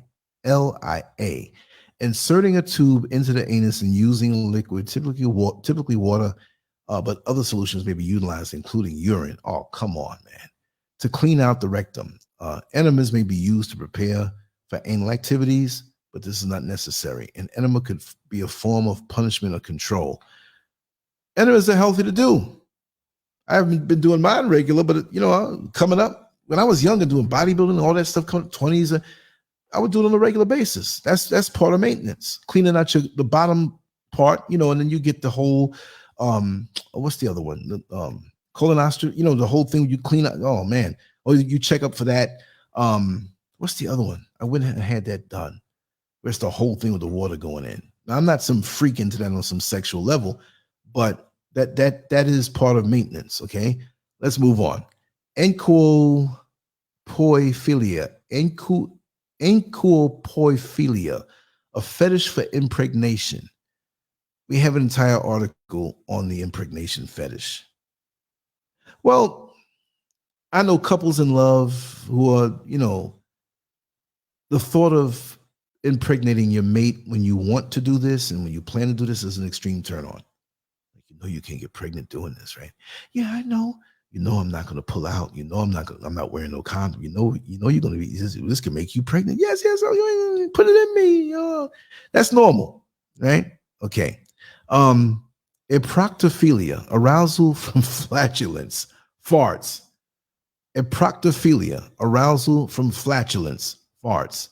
It's a type of olfactophilia, but eproctophilia. Wait a second. Kwame, where are you, man? You're always talking about me farting, man. That might be what you're into. But if y'all women's farts, I'm a dude, right? Yeah, colonic. Yes, I'm slipping. Actually, not too much information, right? But I did it in Houston, Texas, right? And it was a nice young lady, and she was like, "This was the most fun. This is the best colonic I ever did," because I talked through the whole thing, cracking jokes. And she's like, "I can't believe how clean you are." I'm like, "Hey, you know, I keep myself that way." And we actually did an interview after it, and it's on the channel. Let me see if I can pull this up real quick. I'm serious. I'm not lying. I don't know. Colonic. it was. And I will put it in this. That was in the title. I was in Texas. I was in Houston. Anything up on the channel. But it's there, and I'm gonna find it. I'm gonna find it. Okay, it's not pulling up zero. I have to go back at that time period. It was like 2000. No. It was 2020, around February, and then again around August. I think it was August. Yeah, I'm gonna find it. Okay, no, I can't find it here like that. Let's get back to the list. Exhibitionism, a common fetish for being naked and performing sexually in front of a person or persons. Masturbating for your partner is a mild form of this kink, but performing in sex windows or BDSM shows and parties is a safe way to explore this fetish. Sex in public is partly exhibitionism related to agrexophilia, which is arousal when other people know about your sexual activities, and autogonistophilia exposing oneself while on stage and being photographed, the counterpart of voyeurism. And there's a whole lot of that going on. I'm a little bit of an exhibitionist. I don't look the part no more, so I ain't doing nothing. Exoticism, fetishizing members and elements of Far Eastern culture, Japan, China, etc., including fictional worlds inspired by these locations. A preoccupation with geishas is the common in the Western world. For example, see also otherness. I knew a guy back in the 90s when I worked at Home Depot for a little while. He was, any Asian girl that walked in, he ran to help her. But he was obsessed. But he never admitted to it, you know? So like, okay, Forresting, okay, boom, fictional worlds, locations, what's wrong with me tonight? Preoccupation with geishas and common, you know, so it's like, hey, you know, what you gonna do to me tonight? Tonight, we're gonna take some duck sauce, some soy sauce, some hot mustard, place it on the end of your penis till it burn. I'll smack the shit out of you and take your money. After spiking your drink with half a pint of NyQuil so I can do this easily. Okay, face F-U-C-K-ing. I don't feel like saying the F word too much, right? An extreme form of blowjob where a man roughly F's a partner's mouth. This kink isn't inherently dangerous, but it can be uncomfortable and lead to tears, gagging, and even vomiting. There's one on here I think they don't have that I know about, but I'll wait. That's kind of rough. And what do you get out of that? Like, the beauty of it is to lay there and let the woman do it to you. Like, feel the pleasure she gives you. But you're like, this is like a woman hate thing. Let me come over there and just, nah. No, she's bent over, it's a different thing. But, you know, let her, you got to be kind of, that's like chauvinistic dudes like that. You know what I mean? Face sitting, the act of a woman sitting on a man's face while he performs oral. Face sitting can include mild suffocation, but doesn't have to. It's incredibly dominant. It's a nice thing. I ain't mad at you. Face slapping. A slap across the face brings you to attention and corrects your mistakes. You're unlikely to enjoy this fetish unless you're a bit of a masochist, but it's not as far out as some items on our list of kinks. Fat fetishism. The sexual gratification to overweight or obese people due to their weight and size. Gaining or feederism, mentioned below as force feeding, is a variation of fat fetishism where the sexual attraction gratification is not solely gained from the fatness, but more from the process of gaining weight and getting fat. Okay. Fellatio. Not usually deemed a fetish or a kink, but it can be for some. Check out the blowjob guide for tips. Listen, y'all. Some people might be like, oh, I just lost the page. I got to go back. I forgot which one I was on because I was trying to steal the URL for the blowjob, which I'm going to drop in the room. It's crazy. Just for the hell of it. Okay. Here we go. We're having fun tonight, y'all. We're having fun tonight. Trust me. Let me go back. I hope it didn't put me to the top of the page. Oh, no, it put me right back. That's good. Figging. Is this anything to do with fig Newtons? Using ginger root to create a burning sensation. It may be peeled before it can be inserted anally or vaginally. I don't know about that. Fighting, wrestling. Play fighting and wrestling is sexy because your body proximity as you struggle to maintain control. Even if you lose, you don't really lose. If you're turned on by a fight between other people, you're not alone either. Fire play, a form of edge play that involves flames and fire. Kinksters should be careful with hair, which can burn off and smell terrible. Some white people here. Consider shaving first. Fire heat may be contrasted with cold and ice. Fire play can be dangerous. Fisting, the act of penetrating using a full hand. Unlike the name suggests, your partner should start with your hand straight and thumb tucked under his fingers like a duckbill. After he inserts his knuckles, the widest part of his hand, he can curl his fist into a ball, his fingers into a fist/ball shape, Fisting requires time, patience, trust, and a whole lot of lube. Flogging. Hitting someone with a multi-tailed tool known as a flogger. Depending on the strength of the swing, flogging can range from warm-up to harsh impact that draws blood. Floggers' tails come in many materials: fur, leather, suede, rubber, silicone, and ball chain, to name a few. Food play. Incorporating food into sex. This may mean using someone as a dish or table, covering your partner's body with food and licking it off. Think whipped cream or chocolate sauce, but you can get creative. Food play can be fun, but beware that playing with food near your vagina can contribute to yeast infection. More on that here. A fetish for food is known for cytophilia, but that can, of course, it can make a yeast infection. You know, to the yeast, my brother, to the yeast. Vainglorious. Foot fetish, podophilia. A foot fetishist enjoys feet sexually. This may involve foot jobs, licking and sucking and massaging. Foot worship in a power exchange scene can take the form of polishing shoes or boots, or even with a tongue or worshiping feet. Forced feeding, a kink for forcing someone to eat.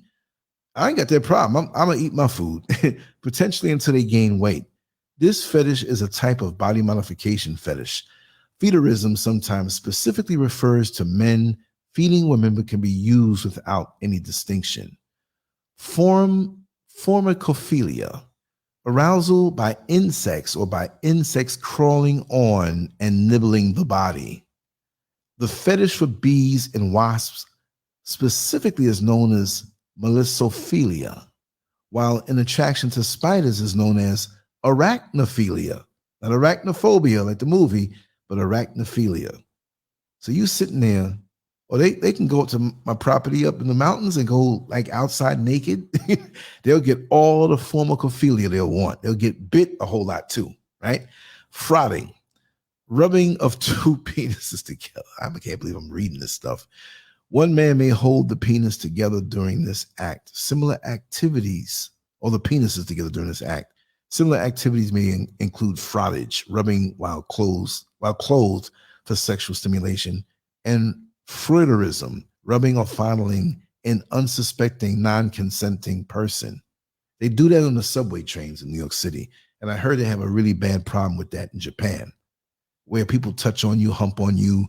They might, because you know, when you're packed together and you're up in somebody's face or they're next to you close like that, a lot of these guys whip out, you can't see, and they masturbate.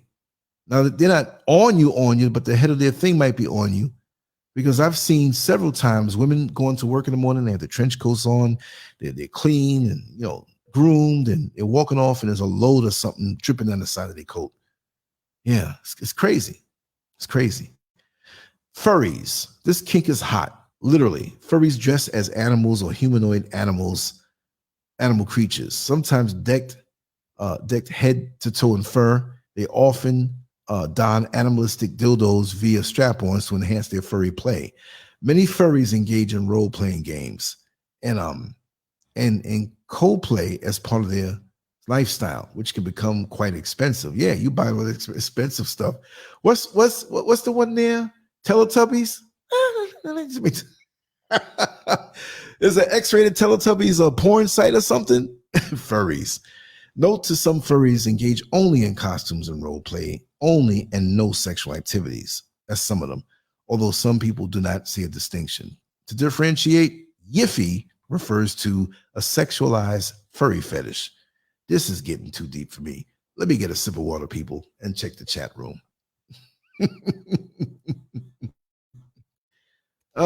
Bugs. I don't want no bugs. A bug is a thing that can't make me come. No. Mm.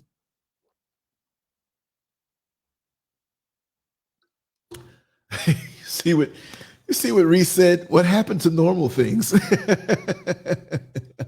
Only Reese, right? But it's true. What happened to normal things? This is crazy. Okay, let me get back on the list.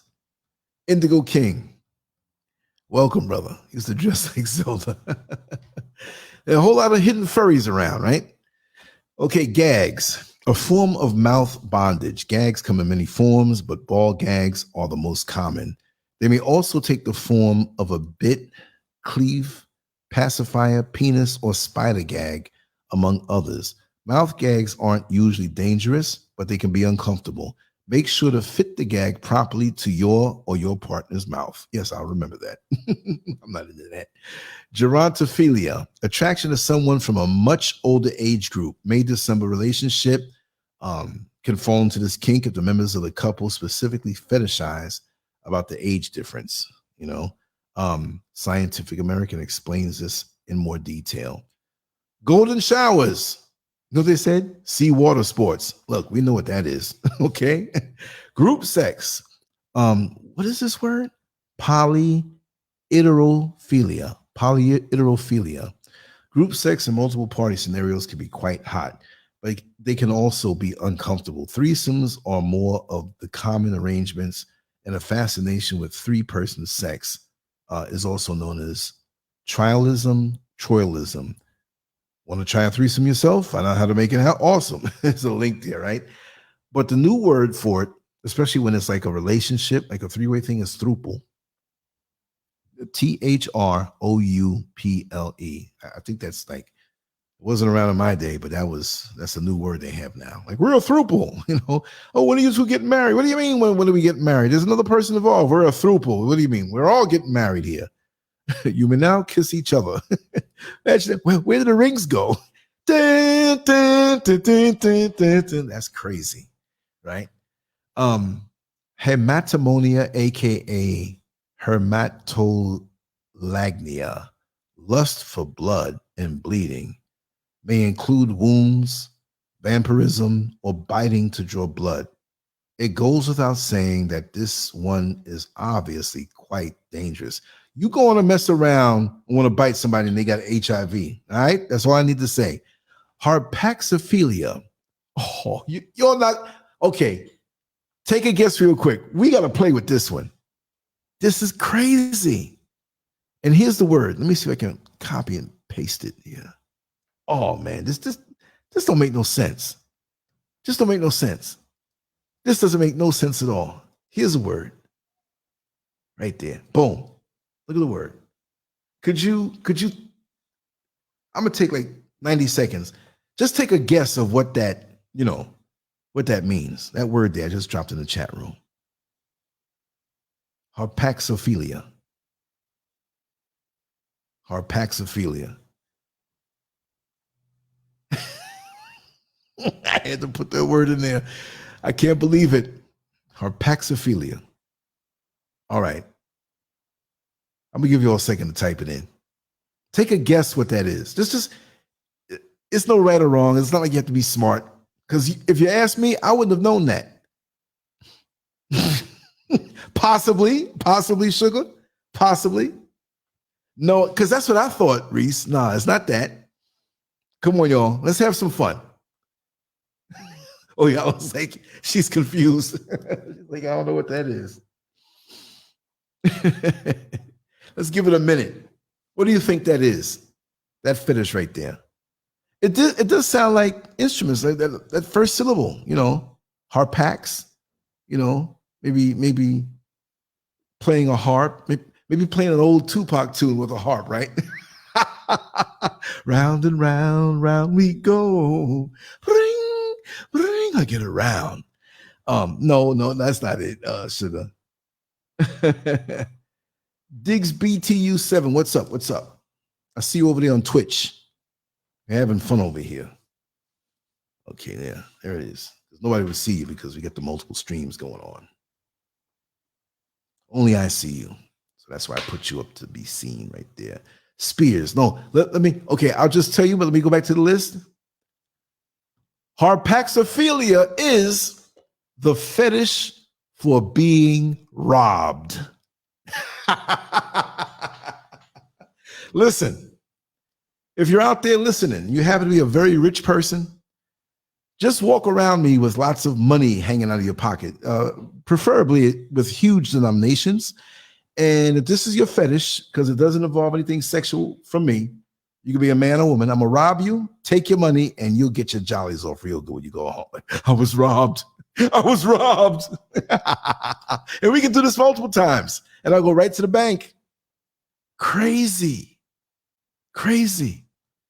Worlds to experience. How are you doing? We're having fun tonight. We're talking about kinks and fetishes. 239 of them. I don't know if I'm going to get them all done tonight, but we're just going down the list. We're having fun tonight. We're really light. The fetish for being robbed. Ain't that something? That's some white, guilty white people stuff. You know, I've done my black work so bad. I'm going to go up in Harlem and, you know, just walk with money hanging out my pockets. I need to be robbed. I need to be at peace with myself. You know what I mean? I'm on that one too long, but that's so far. Remember the ones we spoke about? Remember them, you know, and let's see which ones get the top billing.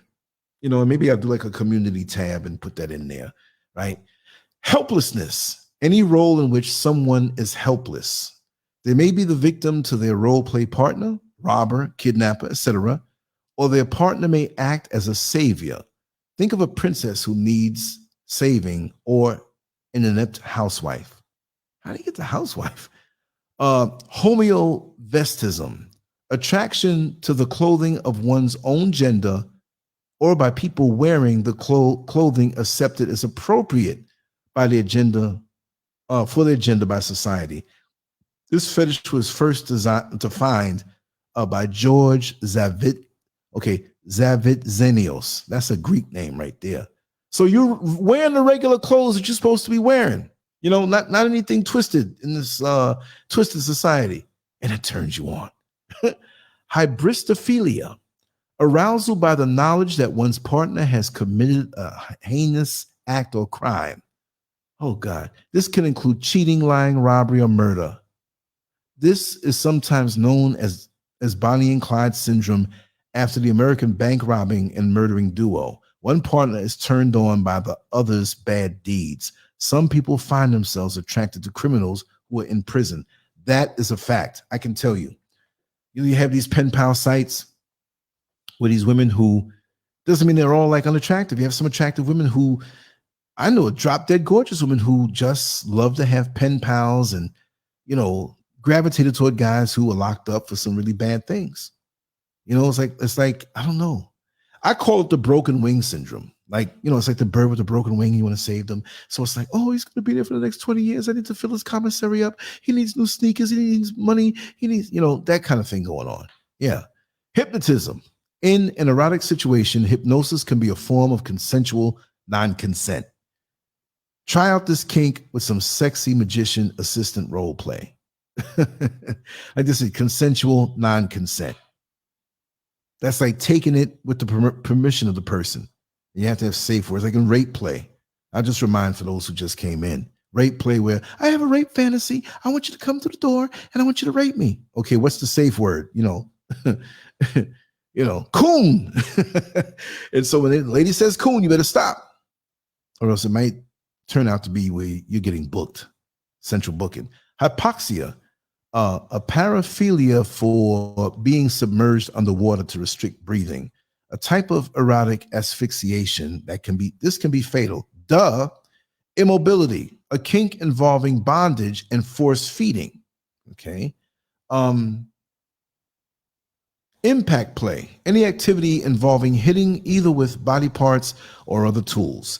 Hitting, punching, spanking, flogging, whipping, and paddling are just a few forms of impact play, and intensity varies with the tool and effort.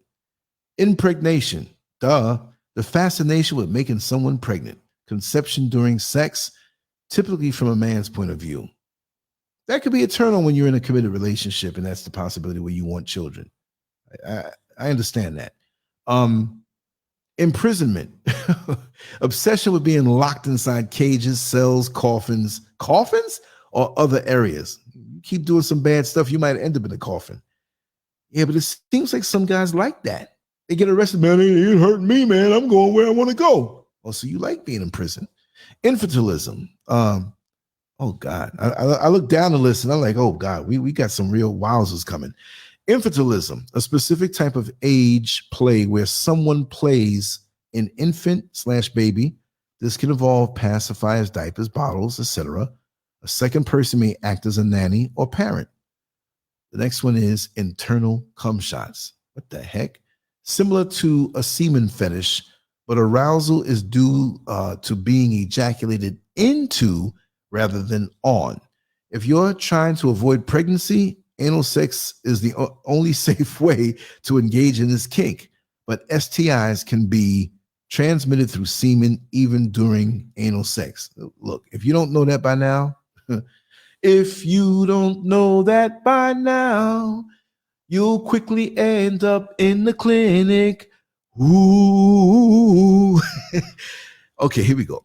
Intercrural or interfemoral sex, thrusting between someone's thighs without penetration. Okay, I've known people to do that. Intoxication, taking drugs or alcohol during or before a sex scene. Intoxication can lead to poor decision-making, risky behavior, and mistakes that could be dangerous or even fatal, especially when mixed with edge play. Jerk off instructions, JOI. Imagine that, being instructed to hold to, wait. Being instructed to, told to masturbate. Okay, this don't make no sense. This is a typo. Being instructed to, told to masturbate. Okay, JOI. That's my imagination is. I'm thinking about the Nation of Islam. I am the minister jerk off. I believe that we should all, oh God, JOI, dudes with hats on. Catoptronophilia, a fetish for having sex in front of mirrors. Some people are simply turned on by seeing themselves in the mirror. To me, that's like a midlife crisis type thing. After you popped a few Viagras and you think you got it going on. Look at it. She's bent over. I still got it. Coronophilia, a sexual fascination with thunder and lightning, similar to arousal from thunderstorms. Brontophilia. You can't incorporate it into your sex, but a thunderstorm makes a good backdrop for sexy times. Many people find their levels of desire increase during storms. I can see that, because that's like so electrical. You know what I mean? Like there's got to be something with electricity, and you can feel that charge, right? Okay, I'm going too fast. Well, let me say that one anyway. I'll go back. Lactation. A lactation fetishist is all about lactating mammaries. That is, boobs producing milk. Many women enjoy the sensation of nipple suckling, and their partners enjoy breastfeeding. Lactation fetishists may encourage lactation when it wouldn't naturally occur because the milk specifically is their kink, lactophilia, or engage in breastfeeding without milk, right? I mean, they'd see that all day out here in Ghana because, women whip out. They got their little kid, here come the titty. And lots of times they whip out both of them because if one is like a little slow on the milk, they go to the other one. People just walk by him in the street, don't pay it no mind. And here comes an American dude. Damn, man, look at them titties. She's breastfeeding, man. It's not always about sex. Okay, who is this now? Kigurumi. Sounds like some Japanese thing. Do you want to involve yourself in Kigurumi with me? This fetish is all about wearing anime masks, specifically men who wear masks of women. No, I ain't going near that one. That's a little sugar in the tank. Trying to fool somebody. Knife play, a type of edge play activity that involves actual knives or blades, or the implication of breaking someone's skin during kinky sex could be quite dangerous. Duh. Latex rubber, PVC, and similar materials attract our eyes with their sheen. They make for perfect fetish photography. 2, fortunately, you can get your kink on with the help of many retailers that specialize in latex gear and clothing. Yes, that's a major fetish that folks are not going to tell you about. And you look in their closet and they have all these things on. Okay, you got to be dumb to not know this one. Lesbophilia. What is lesbophilia? Men with this kink enjoy lesbian sex more than your typical male.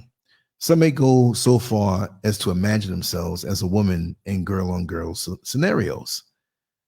I mean, I've never imagined myself to be a woman, but all women claiming to be lesbians, believe me, they'll call you 2 a.m. once a month, to line everything up. Too much information. Lithophilia, a kink for rocks, stones, or gravel. This can be used non-sexually.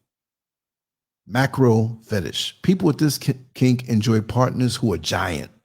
This may mean plus size, but it can mean giants in the realm of fantasy role playing and writing. A lot of folks are into this larger than life thing. I'm talking about like some cartoon animated stuff. That's the kind of porn that they have on these sites now. Because again, like I say in the past, I've known a lot of strippers. I've known a lot of people who are in the industry. I put my foot in the industry and didn't go all the way with movies, but a lot of pictures. So I get people to say, hey, what's that girl that was hanging out with you that time that was into the adult movies? Yeah, that was her. You look to the side and you see a big dragon screwing a woman from behind and the dragon penis coming out of her mouth 5 feet in front of her. It's crazy. Shish kebabbing, right? Macrogenitalism, a fetish for genitals that are particularly large. This isn't limited to just penises. All these white women out here in Africa, all right? But you have a lot of women out here with big clits. You have women with clits that are so big. Say, wait a second, is that a dick? You know what I mean? You trying to trick me? You know, no, but you know, there's a lot of that. And I find that a lot of them that have larger clits have more pleasure. Of course, there's more sticking out there. Myciophilia, sexual attraction to pregnant women or giving birth. That's, if it's your woman, fine, but just pregnant women or giving birth, so you're going to get a job to be in a hospital in there, you know, she's giving birth now. I must excuse myself. Carry on. You know, machallagnia,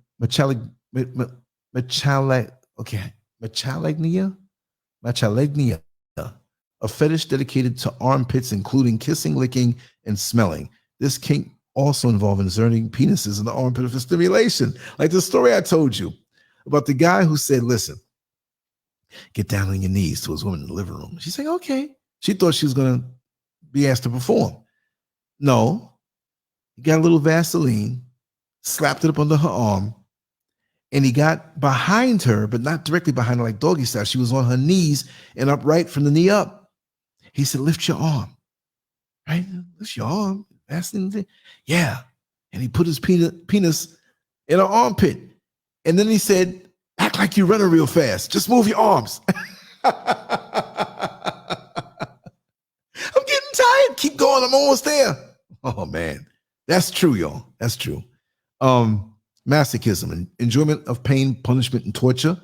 Someone who feels this is known as masochist. Masochists are often, but not always, submissive. Okay. Mechanophilia. Okay, I could guess what that is. Sexual attraction to and aroused by machines. While other fetishes objectify robots, this one can include a wider variety and may also go along with the desire to have sex in or a machine such as a car, bike, or plane. I've done that, but I ain't into no mechanics. Cars and bike? Nah. How do you lean up against the bike? You're on the bike riding and doing it? No. A plane, yeah, I can see somebody want to be part of the Mile High Club, whatever it is. How many thousand feet? Medical play, role playing involving medical scenarios, medical implements, scalpels, needles, speculums, etc., and or medical uniforms. Medical play often involves an examination of one's person by the doctor, who may take advantage of the situation. Play piercing is also common in medical play.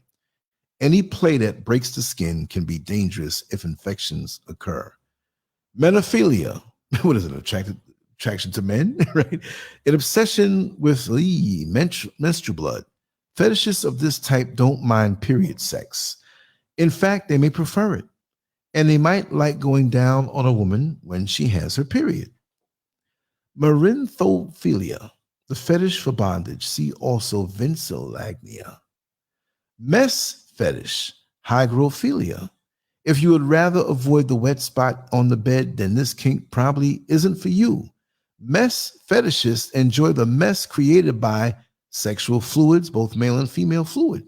They may use the fluids as lubes to drink, to paint on their partner's body, or passing it back and forth orally. Snowballing. That's what snowballing is. Micro fetish. The opposite of macro fetish. Kinksters enjoy when partners are much smaller than them or being the smaller partner. Those who fall into the latter group may enjoy the feeling of being crushed during sex. Here's a thread by someone who has a micro fetish. It's a link. Military. That's a short one. A military fetish often goes hand in hand with the uniform fetish. Okay. I used to be a corrections officer. There are a lot of people out there with the military or law enforcement fetish, right? That's what it is. You know, I want you to do me in the uniform and act like I'm in a cell. Put the cuffs on me. Mixophilia, a kink related to watching yourself having sex, recording sex, and mirrors are two ways to enjoy this kink. Morphophilia, people with this fetish are attracted to bodies and body parts that are different from the norm. They might enjoy amputees, dwarfs, or people with other deformations. Mummification, a kink where someone is bound entirely or nearly entirely to prevent almost all movement. A vacuum bed can achieve full mummification, as can a plastic wrap, but can be dangerous if bindings present airflow. Mummification can also involve extreme temperatures, so hydration is a must to do it safely. That's crazy. I'm not letting nobody put no shrink wrap or nah. They used to do that in Home Depot. Like, I forgot when they'd pick a person or a new person, like some old gang initiation, and they'd shrink wrap them, like not over their head, but the whole body damn near. It's crazy. It's like a little practice that was like off the record. Muscles. Some people have fetishes or defined or large muscles, or fetishes for defined or large muscles. Muscle worship is one variant of this kink. Yes, we can do a whole show of what I had to go through back in the day from that. Mysophilia. This fetish is for dirt and items that have been dirtied, especially by bodily fluids during sex. Used underwear is a common example. There was a guy, buddy of mine named John. He had to be 40 back around that time. This is like around 81, 82. And he worked at Peepland on 42nd Street, which is not there anymore. It's 42nd Street between 8th and 7th Avenue, a porn spot where they sold movies, live shows, live sex shows, and everything. You just pay and you get in and you're good.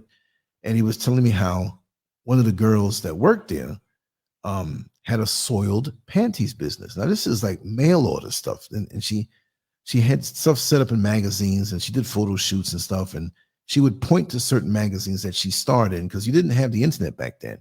And so she guaranteed that she'd wear these panties for several hours, sweat them up, let things leak out in there, okay, front and back, and she would sell them.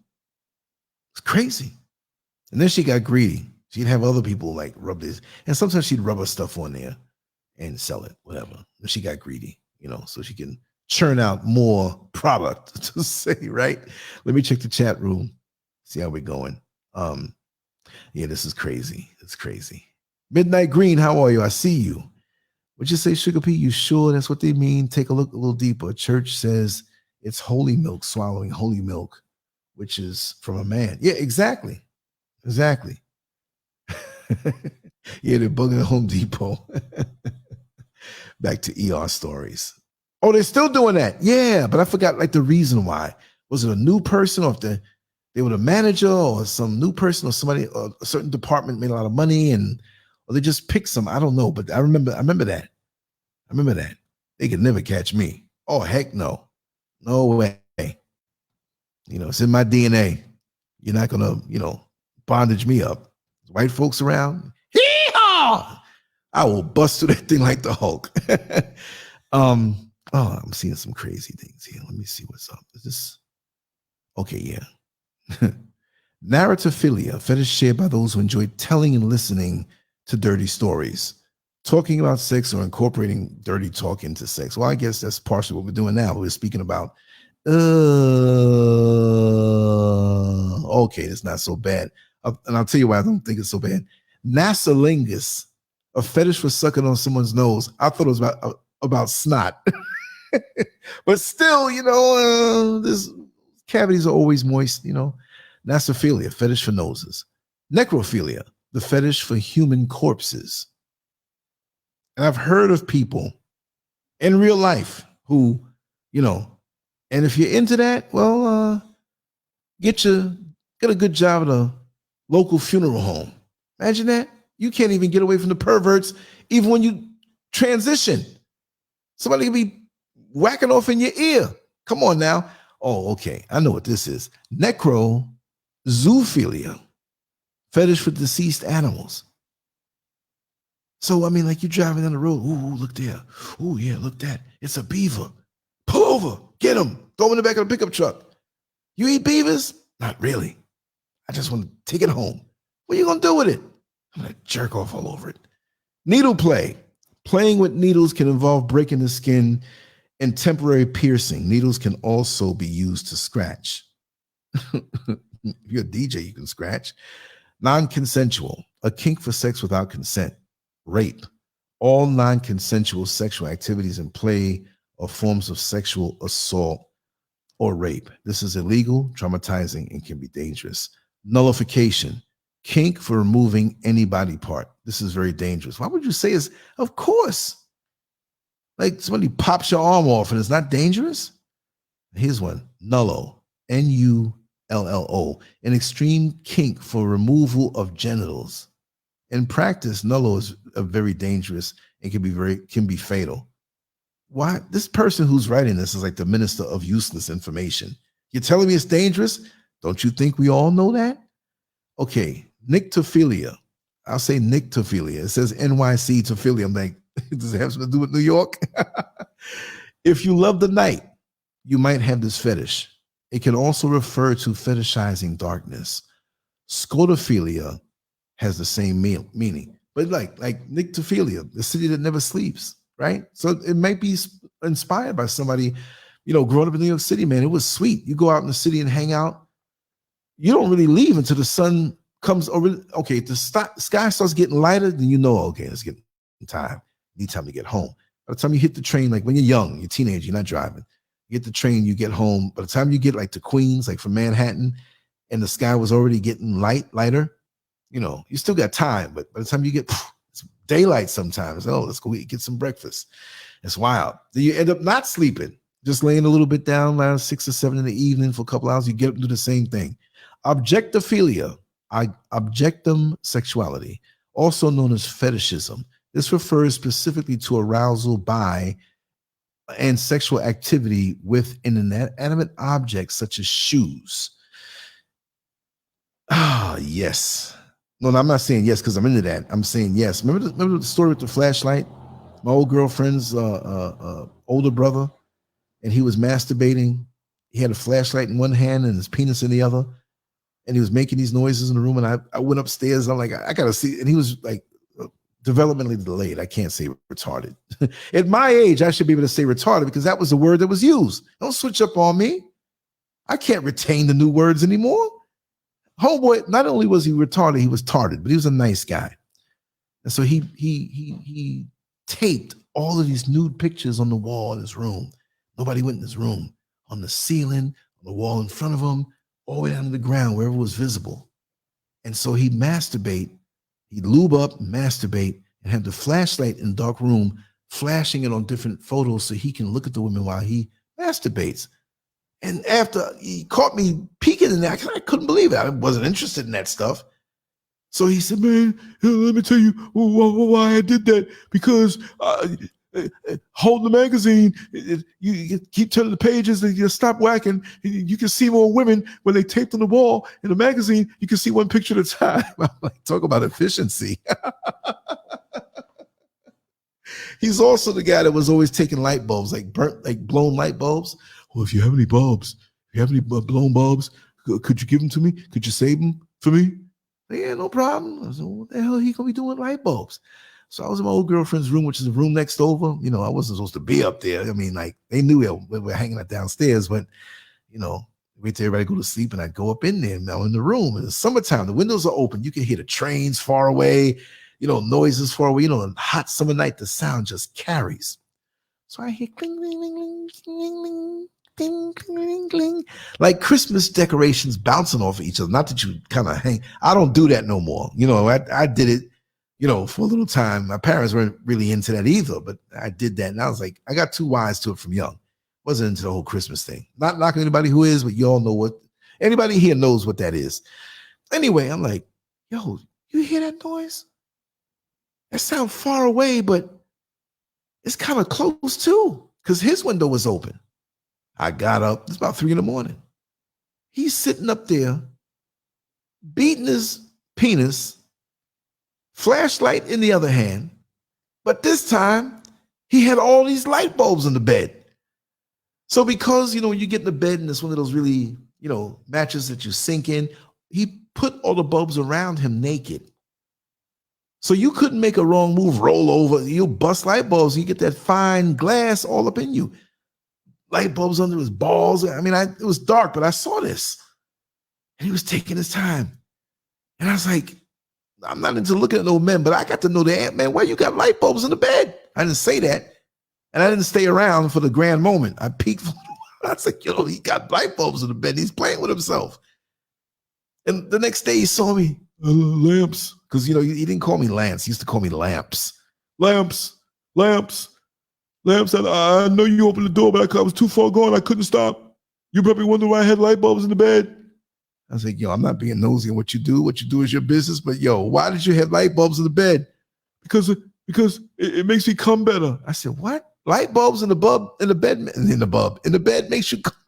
How is that? Because I know I can't move. I got to sit there and let the pleasure wash over me. I said, where do you get these things from, man? In a way, he was brilliant. He had to take the pleasure. Sick. But that magazine thing, the pictures on the wall, that made sense. Could you imagine me telling the story like that and somebody like have their own house in a secret room that I'm going to try this. Let me take all these pictures. And he'd look over behind his head. They were everywhere. And it were layers of pictures because it wasn't like one layer of picture. He had like 5 or 6 layers. He's been doing this.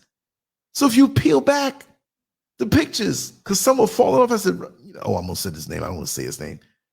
I said, man, you got these pictures up. The more you peel back, they got like the 1960s type color on it, you know, because this was 82, right? So the 60s weren't really too far away. But the pictures on the bottom, the first ones, they were like old, like girly black magazines. At least the brother was into the sisters. I ain't see one white woman up there. Kudos to him. I got some light bulbs for you. I got some flashlight batteries for you. Jerk away. At least in your sexual fetish, you a brother who acknowledges the sisters. The older ones, close to the wall, they had afros, and you know how like they had afros between the legs, everything. It's cool with beautiful women, whatever. But yeah, I'm not mad at the brother. I'm not mad at the brother. Oh man, Sticks Anderson, welcome. We're having fun tonight. You know, with the posters on the roof. Yeah, no, but it's he had it on the ceiling too. Yeah, let me go back to the fetishes. I got a ton of stories, y'all know that. Okay, oh geez, oculolinctus, desire to lick eyeballs, oculophilia, an obsession with the eyes, odaxilagnia, kink for biting or being bitten, may or may not involve blood, odontophilia, the general fetish for teeth, which can include biting, licking teeth, or even removing them. So what you got, like a pair of pliers, and you're masturbating, like,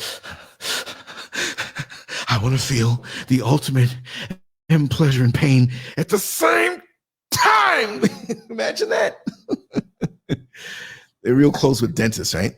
Olfactophilia. What is it, like proofreading naked? Attraction to smells, especially pungent body odors. Osmolagnia is the fetish for sweat or gaseous emissions specifically. Gaseous emissions? Is Kwame here?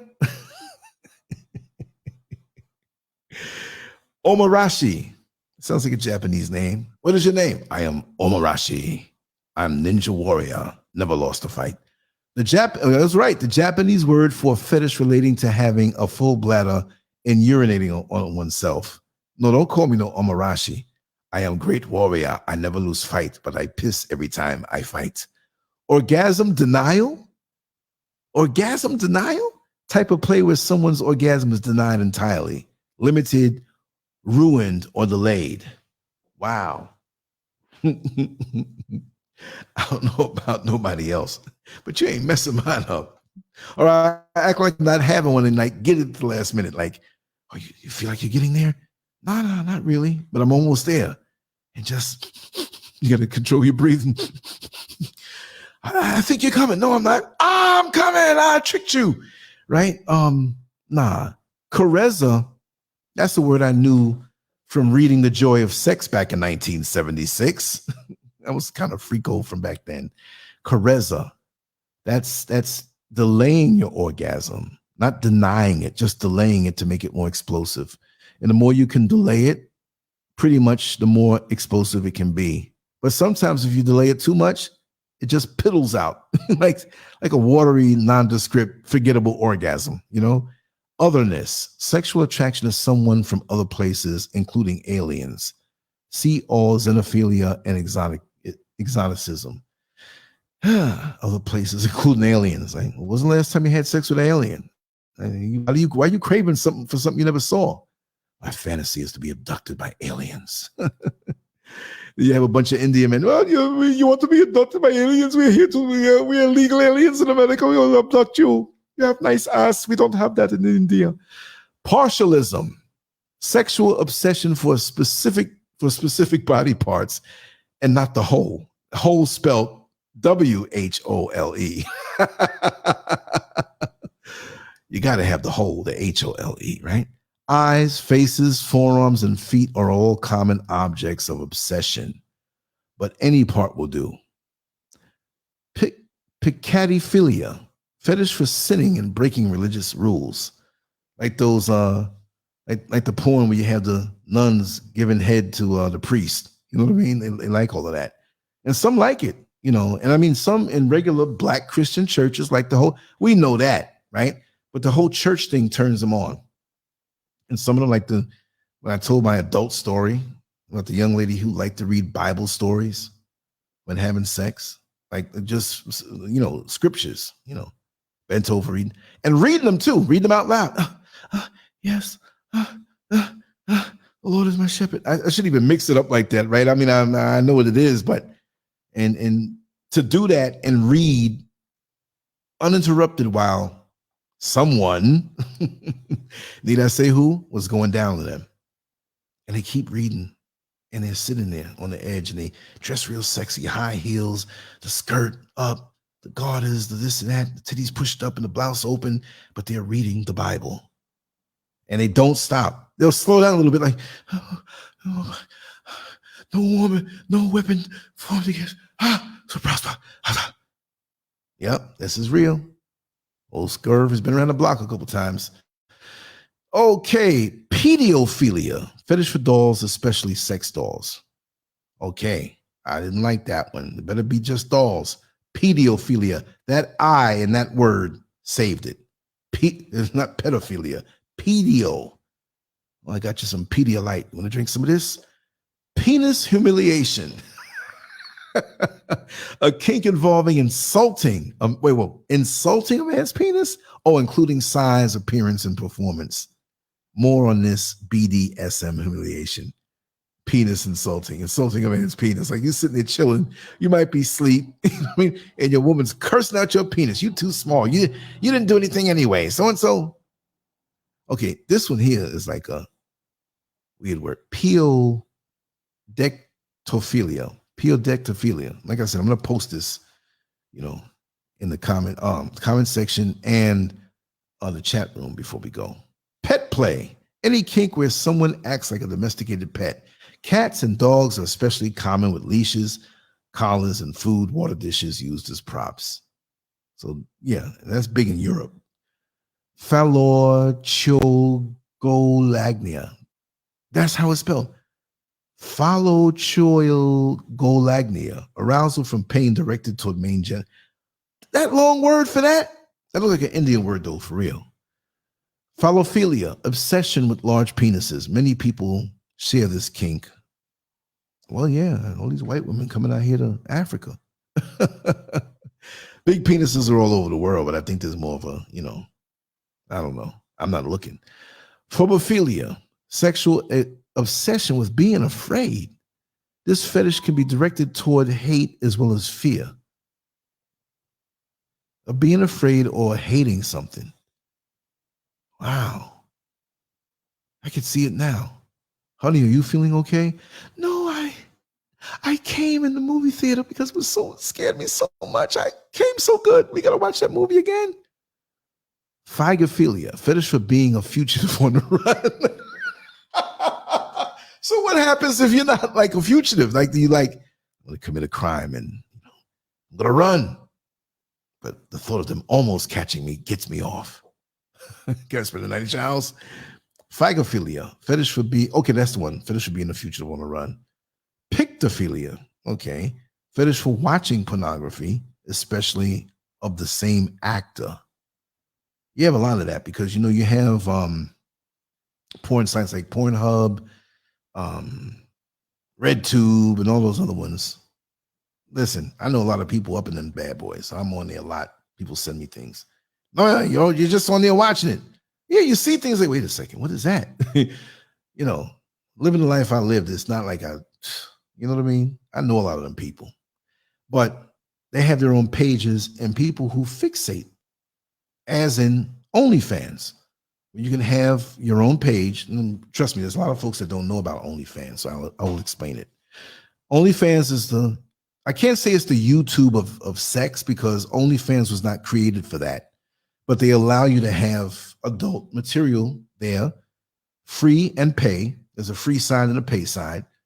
And actresses, I don't mean Hollywood, maybe some of them too, right? They won't get the roles, but they make their own homemade porn. Couples, actresses, lesbians, homos, everything, cross dresses, everything.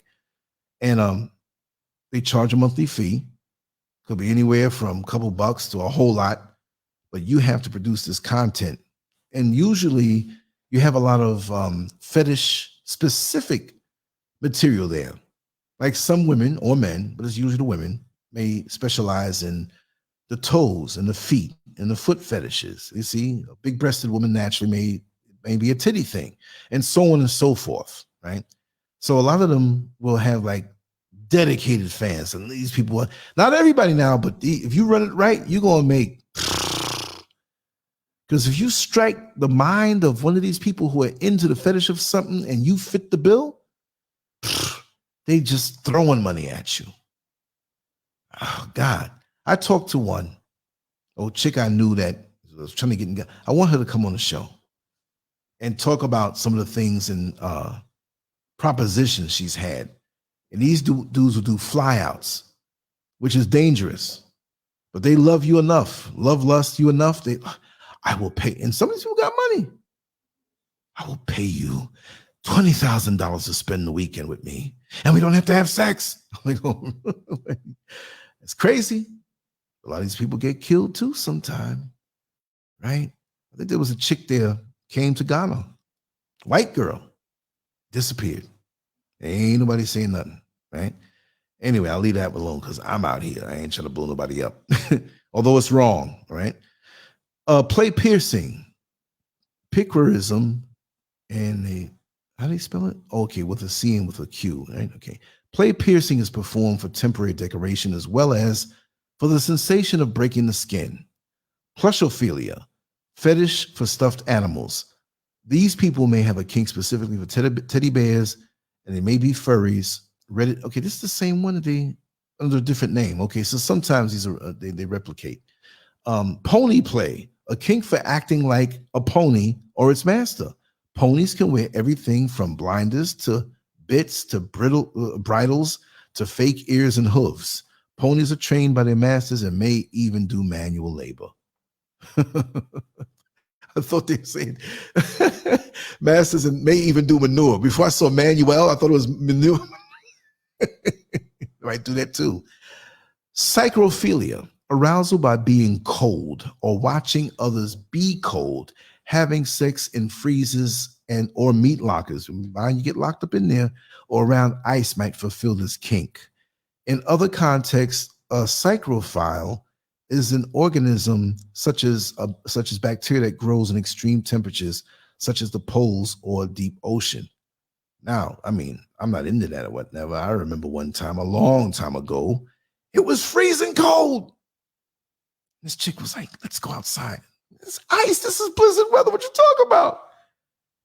But the difference between the cold and the warmth of her innards, it was something to it. Oh, this is pretty cool. You know what I mean? You know, it was outside, parked in a van, opened the door where nobody could see you on a desolate street, but crazy. I dropped a little interest in bombs like that. I know our friend who came in on the show there who unsubbed and I blocked her. She's probably mad. He's still going, this filthy man. Look, come on. Life is interesting. Pregnancy. This kink goes beyond a woman's pregnant glow. Some people just can't get enough of a pregnant woman's powerful and sexy body. It's so common that there are 3 different names for it. Pregophilia and what? Myosophoria. Your partner may be even surprised by how turned on he is when you're pregnant, and your hormones might have you wanting more sex. Well, yeah, that's. I know women in the Caribbean would say it's strengthening the baby when you have sex during pregnancy. My kids are strong. Psychroxism, a fetish dedicated to being cold, having sex with a cold partner, or using cold objects, ice cubes, cold dildo, etc., during sex. Terranophilia, kink for being tickled specifically by feathers. Pubophilia, obsession with pubic hair. A love for pubic hair has been expressed in literature and art. Pygmalionism, sexual obsession with human-like images, especially when you made it yourself. This fetish may lead to stimulating oneself with statues or mannequins. And I'll tell you, and I'll put it out there. No, I'm not into that. But me and Mr. SCURV were talking, well, nothing sexual, but she was watching this video of this guy who did sculpture. And he was giving a few of his tricks. This guy was in his 80s and he's been teaching it for 40 years. And this guy's brilliant. And I'm pretty good with sculpturing.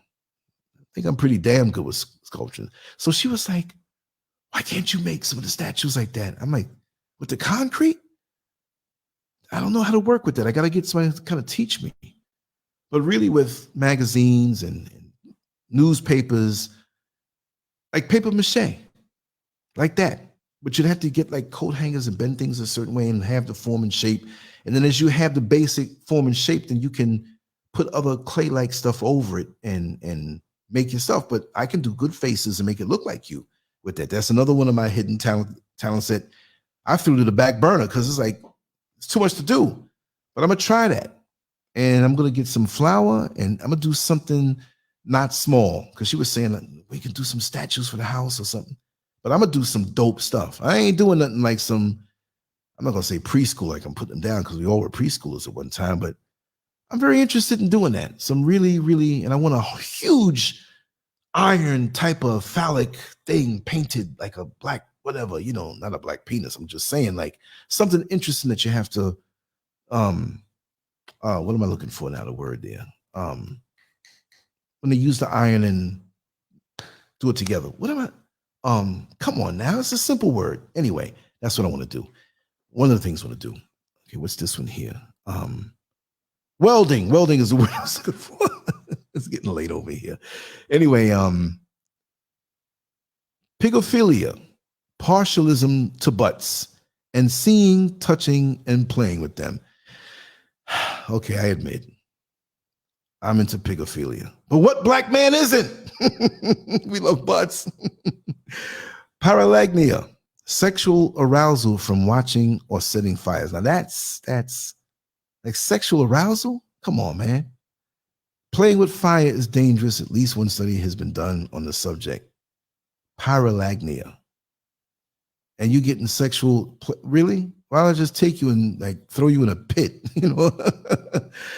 with charcoal, and you could burn up, you're burning people's houses down. And a sexual thing, like how do you connect that?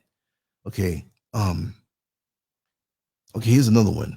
Pyrophilia, fascination with fire. Setting fires and using fire during sex can be dangerous. However, massage candles can be used safely because the wax is low melting point, and fire cupping is not usually risky. I was in an S&M club. What was the name of this club? Club O. That's the one I forgot to mention. It used to be on 21st Street between 5th and 6th Avenue. Way up, probably like 20-something floor. This is Manhattan, right? Danceteria was across the street. Anybody remember Danceteria from the early 80s? I don't know how long they lasted, but I know it was from the 70s, and it leaked over into the 80s because my friend Charlie used to be the bouncer there, and guess who used to get in there for free when I wanted to? Me! There was a church on the corner. Limelight, y'all, Limelight, that same block. Either it was 21st or 20th. It was a church that was converted over into a club. And they had us as bodybuilders come there one night and pose and walk around, whatever. Crazy stuff. I got stories for days. Anyway,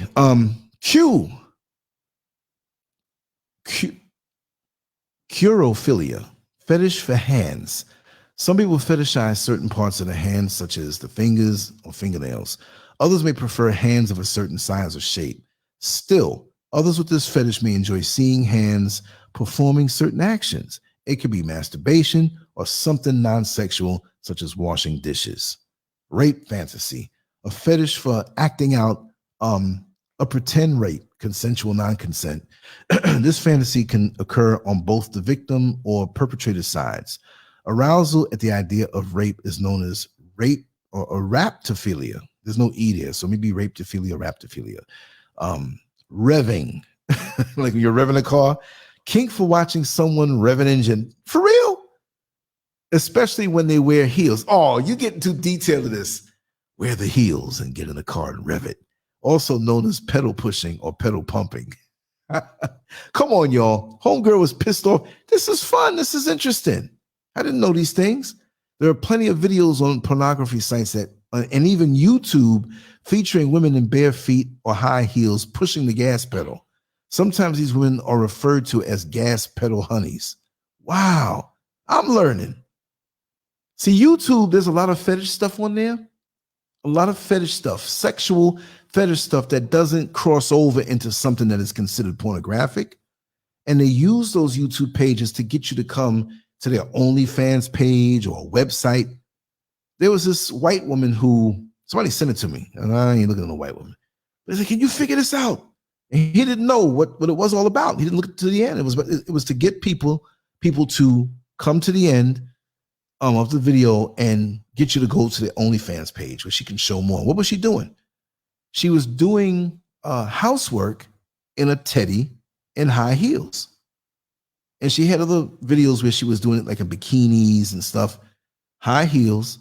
She was a white woman, but she was built for it. She had full legs and full backside and all that stuff, little waistline. And she was vacuuming the floor, cooking, dusting. Of course, when she's dusting, she's bending over. Of course, the angle of the camera going up her backside while she was vacuuming, bending over to pick stuff up, get the garbage, the cleavage is falling out. So she was getting mad YouTube money anyway, because she had millions of hits. So she was getting it. And I know they had people come back to her page on OnlyFans. That's crazy. Let me check the chat room and get a sip of this next bottle of water. Okay.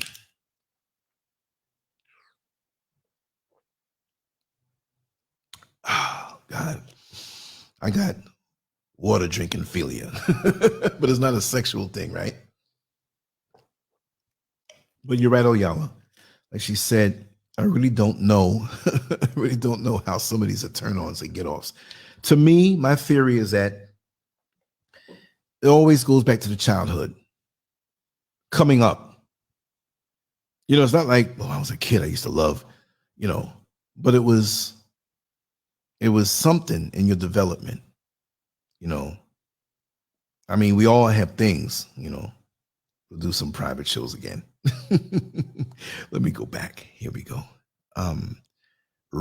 Rediphism, the fetish for shoes and footwear. Rhabdophilia, a fetish for receiving physical beatings such as flogging or whipping. Really.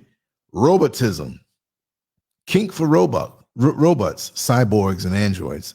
I know RoboCop was getting his groove on back in the 80s. I used to love that theme song. Rope work, a kink for rope used as the specific type of bondage.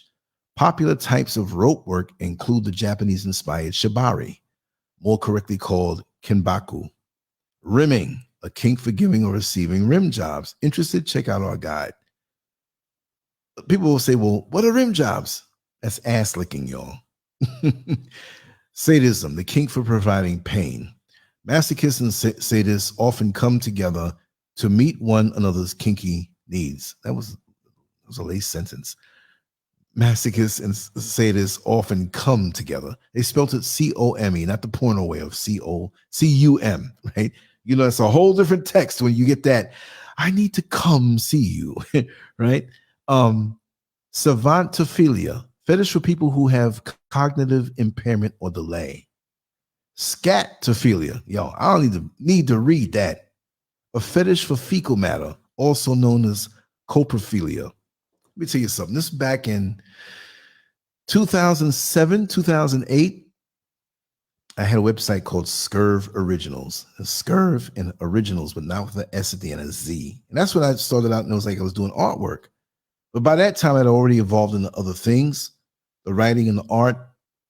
I wasn't on YouTube yet. YouTube came around 2005. I got this channel, I think, around 2010, and put, like, you know, I had no direction, you know.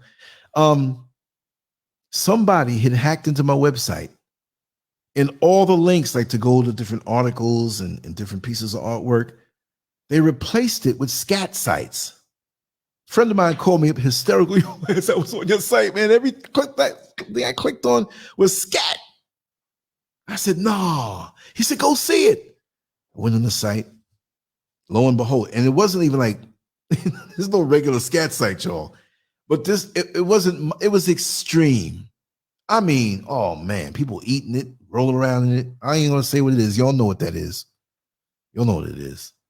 Scatophilia, a fetish for fecal matter, also known as coprophilia. Sensation play, a light kink where partners exchange sensations on the skin. Items with different textures, soft, hard, bumpy, smooth, cold, hot, can be run across the skin. Pain isn't involved, but you can alternate between pain and sensation during light BDSM play. Well, aside from the latter part, that might be fun. Sensory deprivation, any play that prevents someone from using one of their 5 senses. Blindfolds block sight, gloves prevent touch, earmuffs deprive the sense of hearing, etc.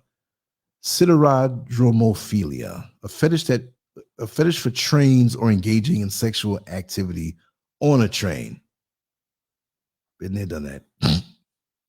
Slime fetish, a kink for slime and slimy things.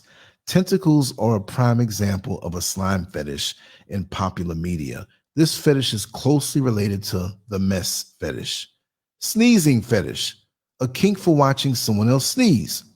This person is usually naked. Sneezing elicits a bodily response somewhat similar to orgasm.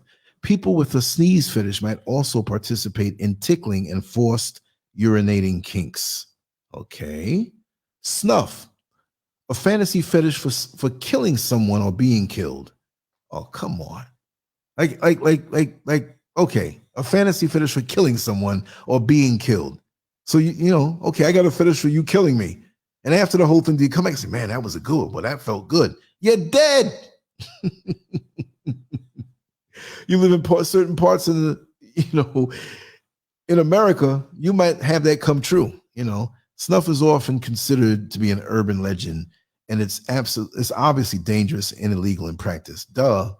Somnophilia, a fetish for sexual partners who are asleep. It is a rare fetish. People with this fascination may enjoy the sleeping princess fantasy. In reality, a partner should specify prior consent to sexual activity that happens or begins while they're asleep, because sleeping people cannot give consent. Of course, definitions differ, however. Sounding, a kink for inserting thin tubes, usually made of glass or metal, into the urethra. This is one of the most common forms of urethral play. Kinksters often use medical sounds or similar tools, and sounding can be part of medical play. Sounding can be dangerous, especially if the item inserted breaks off internally or is not sanitized beforehand. That's a mess. Imagine that, breaking off inside you. Spanking. This is a fetish that many people have tried in the bedroom. A firm hand comes into play as punishment or enticement in many power exchange relationships, including domestic discipline, relationships, and schoolgirl role play. You might enjoy spanking from time to time if you don't consider yourself all that kinky, but spanking can be quite extreme. Stigmatophilia, the fetish for piercings and sometimes tattoos. See body modification fetish. Stockings, items that are often fetishized. Some people like all of them. Others prefer those that are lace top, hooked to a garter belt, or visible seam down the back. Yes, I like those. The ones with the seam down the back. Those are nice. Hey, I'm not a dead man yet. I might be almost 60 years old, but I'm still alive, right? Strap on. Fetish, usually a fetish specifically for using strap-ons. Anal, oral, or vaginal penetration can be achieved. Anally penetrating a male with a strap-on is known as pegging. Here are 17 wild pegging positions. That's another link. Y'all will get this thing, y'all. I'm not trying to click on that right now. I knew a guy. No, that's the wrong way at the beginning of that sentence, right? I knew my old girlfriend did hair really good. She was well known, and she talked to a lot of women, and it was that relationship that was my kind of kinky one, right? And there was a young lady. She had to be about maybe 30 years old. She was just so frustrated with her husband. Good provider, worked hard and everything, but once he revealed what it is that he liked, she kind of lost respect for him. That's just the way she was, you know? So I was like, well, what is it, you know? And so she told my old girlfriend. My old girlfriend came back and told me all the stories. I mean, she told me everything. So when she, especially the missionary position where her husband was on top of her, and he was shy to tell her what it was that he liked, because he was preferring now to do things in the dark. Or they started out with the lights on, which lights on is cool. Light, dark, partial, in different moods. He would always say, oh, I gotta go to the bathroom. He'd get up and go to the bathroom. And she's like, he'd go in there and stand up, and I don't hear no water hitting the you know, or maybe sometimes he did pee. But he came back and got in the same position, maybe tasted her a little bit and inched up, and he started. But she knew or realized that like he was leaning back or like reaching back for something when he's in a missionary position. So he's on top of her. So one arm wasn't on the other side. It was like straight back. He had a dildo in his backside while he was screwing her or just stimulating himself that way. And he got away with it 2 or 3 times, and she noticed he jumped up. Like, what you really doing? Cut the light on, the dildo fell, rolled off on the side of the bed. So that's what you're doing? So she tried to be nice and accommodate him, you know, but it was just too much because he always wanted to do it. And then he wanted her to strap on, you know, not like they had it in the house. He had this whole, she found it when he was gone. He had a whole collection tucked away in the garage on the top shelf of this, you know, industrial shelving unit. And she's like, he's been doing this. You know what I mean? And it's like, I'm wondering if he's like with a man now or whatever. But that was his thing. And it was like, sometimes she's like, I couldn't even come because he was always wanting to do this. And I'd get behind him and grab his hips and strap on and pump him. And how am I looking at it? He's going to get on top of me? No. But I don't know the end of that story. I mean, you know, we knew her and I got to know her pretty good. We'll leave it there. But I don't know how that ended. He was a good guy otherwise. I'm not going to say he's, whatever you do and things people here might be doing this. Oh, man, Lance might disapprove of that. As long as you're not hurting nobody, whatever. Like, it may not be what I do, but, you know, I'm not here to make anybody feel guilty. It's really crazy. Yeah, fish, net, black pantyhose. Yeah. Okay, let's yeah, raw reality. Yes. Yes. A lot of these fetishes are mental illnesses in disguise. You're right. You're right. You're absolutely right. Okay, here we go. Let's let me check this out. Okay. Okay. Stygiophilia, arousal by thoughts of hell and eternal damnation. Yo, then keep on sinning. You'll get your fantasy. If that's what it really is, right? You know, because we know that we'll say, well, they made that up just to keep fearing you. Whatnot. Some say, oh, no, it's real. I've been there, you know. What a thing to really want or turned on about. You know what I mean? Damn. Stuffing, eating until the point of physical pain. Suspension, the practice of suspending someone from the ground or being suspended yourself. Suspension can be accomplished with ropes, harnesses, and other devices. You ain't gonna find no escaped slave into no daggone suspension, you know? Symphophobia, fetish for watching car accidents and other traumatic incidents. Oh, look, a car accident. It's a lot of blood. Where? And they start masturbating. Come on. That's sick. Taphophilia, fetish for being buried alive. Oh, God. Fetish for being buried alive. This may be connected to an imprisonment kink. Teasing, tantallolagnia, to enjoy teasing as sexual gratification. This may be prolonged sexual teasing or teasing in the form of insults and ribbing. Technophilia, a fetish for any technology such as robots, AI, and sex machine. That's James Brown. Sex machine, right? Kinks for cybernetic enhancements fall into this category, and some may fetishize the idea of amputations. Teleophilia, the erotic preference for persons between the age of physical maturity and the onset of middle age. First described in 2000 by Ray Blanchard and Howard Barbary, right? Okay, what now? Let's see this again.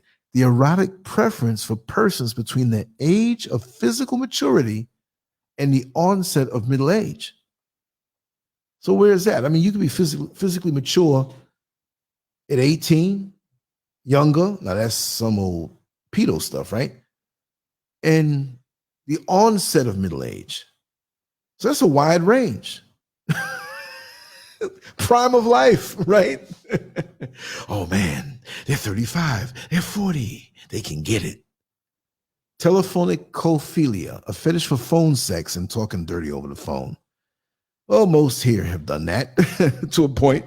You're talking to your girlfriend, your mate, and you know, hey, next time I see you, I'm gonna take you from behind. Tentacle fetish, fetish for tentacles. I thought it said testicles, right? Many people enjoy animated erotica pornography with tentacles, and tentacles dildos also lend to this fantasy. Tentacles dildos. What does that look like? Wait. I gotta Google this. Tentacles dildos. Whenever a hacker out there, a government agent who's looking at my searches, they're gonna be freaked out. What is he looking at? Okay, tentacle dildos. Oh, the best tentacle dildos, monster dildos, tentacle dildos, your ultimate pleasure, adult boutique online. Tentacle dildos at Etsy. Etsy, come on, Etsy's getting down with the porn. Oh man, let's see. Oh, I gotta drop this in the room. Okay, here we go. Listen, y'all, I work hard all week doing this stuff, 7 days a week. We all gotta have a little fun tonight, right? I'm not a bad guy. Here we go. Let's drop this in here. Check that out. Check this out. Yes, you're right, raw reality. It comes from white people. I mean, black men may have that booty fetish, you know, we all do. I mean, who doesn't like, you know? Yeah, Yeah. Suspension is some type of intervention, punishment, correction. This is some deep stuff. Phone sex is good. Mm-hmm. Mm-hmm. Ain't nothing wrong. Ain't hurt nobody. Right? But you didn't run into that, Oyella, right? You're shopping on the Etsy, right? Take a wrong turn and find something that you never saw before. Imagine some little old lady on there. I go on Etsy all the time and I buy my stuff for my yarn and for my sewing and for my sewing machine, and boom. Ethel, I think I found it. A big black penis. Orders going out. Yeah, they own some other stuff, Indigo King, for real. Okay, let's okay. What is this? Teratophilia, attraction to people with bodily deformities. This umbrella term includes several other fetishes on this list, including stigmatophilia, morphophilia, and acrotomophilia. However, it may also refer to a sexual attraction to actual monsters. Oh, come on. So I guess they see Godzilla fighting King Kong. Did you see Brad today? Nah, he said he was going to the movies. You go to the movies, let's see if we can find him. You pull up and see an ambulance. He jerked himself off until he passed out. He's severely dehydrated. Tickling. While tickling can be a form of teasing, it's a kink in its own right for some people. Those who enjoy tickling may enjoy surrendering control or struggling to retain it. Tickling to the point of urinating is also one flavor of this fetish. Tickle torture is a kink for tickling or being tickled while bound. Yeah, I know somebody. Tickle torture, but you can't touch me. Okay, I know what you want. Transformation fetish, kink for transforming into other people or even non-human creatures. TF is common in hentai and some written erotica. So there's a lot of freaks walking around here on Halloween. They just don't want candy. Trichophilia, hair fetish. Trialism, a fetish for threesomes. This may include a kink for watching your partner have sex with someone else. Yeah, that's that kind of stuff there. It looks like Solange. Like I'm thinking about Beyonce's sister. Tripsolangenophilia, massage fetish. Even if you don't have a fetish, a sensual massage can be relaxing and it's good foreplay. Underwear fetish. The fascination with underwear, usually women's underwear. Men with this fetish will collect, wear, or smell underwear. Uniforms. Many women love a man in uniform, but not every couple incorporates this into their sex lives. Those who do just might have a uniform fetish.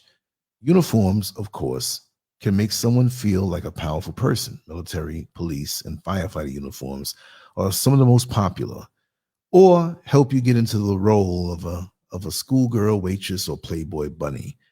And a well-fitting uniform shows off a person's body just the right way.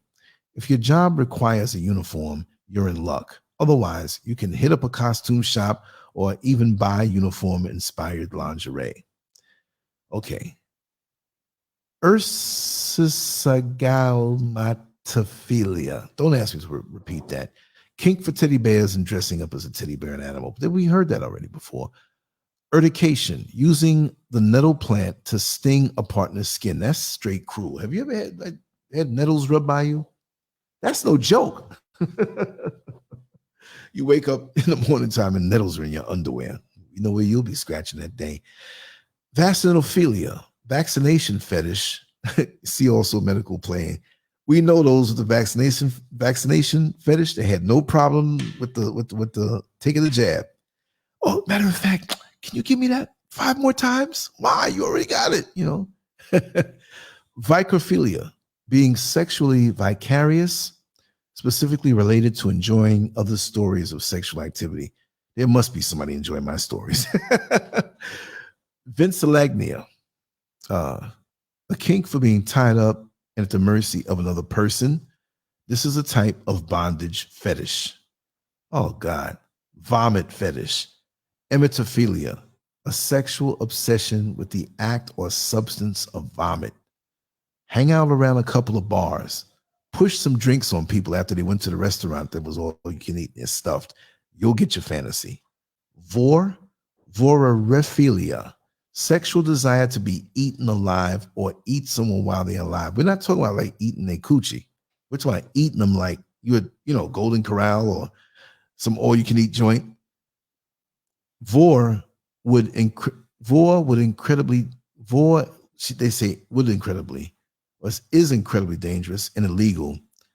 Yeah, that probably threw them off typing this thing. And illegal if attempted in reality. But it remains a fantasy for most people. You'll find plenty of art and stories dedicated to Vor on DeviantArt, Tumblr, and Reddit. I think I have a page on DeviantArt. I know I have one on Tumblr and Reddit too. Voyeurism, a kink for watching someone else while naked or engaging in sexual activities. Voyeurs and exhibitionists make excellent pairings. They sure do. Non-consensual voyeurism may be against the law. Ecotourism is a related kink for listening to someone have sex without permission. The fetish is also known as scopophilia. Okay, like scope, like you're watching. But yeah, voyeurs and exhibitionists, they're a match made in heaven. Especially ones that go to the sex clubs, whatever. There was one in Queens, New York, at Flushing Meadow Park, because you had to drive in off the highway to get to that side of Flushing Meadow Park. And the cops will never bother you. But, usually they might swing through and not bother anybody because they know when they see the cars with the fogged up windows what was going on. And it wasn't, unless you're out there playing music loud and seem like you're a danger to somebody else, they leave you alone. So how do you know that, Lance? Well, figure it out. Anyway, there was a dude, a black guy in a Saab. I'll never forget, it was a Saab, S-A-A-B, the car, Saab. And he would have his lights off and he would be zooming into the lover's lane and pull up close on a car. I mean, pull up close and roll his window down and he's staring. And by that time, most people are really into what they're doing. But that's frightening. You look up and you see, his car was close to where the side mirrors are almost touching. And he would have his lights out. And it was lit, not bright stadium lights, but it was lit where if you were walking through there, you didn't feel like, oh God, it's too dark. But because of the size of the parking lot, you don't pull up your car there. Okay, let me find another spot. Equidistant, people would park next to each other if there were no spots, but it was never that crowded. But nobody bothered anybody. But this dude on the regular, I was up there in the regular every now and then, but he would pull right up and, I'm like, this guy's going to get shot. Somebody's going to get him. Somebody's going to get him. And I remember being out there one night. And of course, I wasn't sitting by myself. And I was like, I looked around, do a little something, look around, do a little something. Let some time go by. But never will you get into things you're not looking.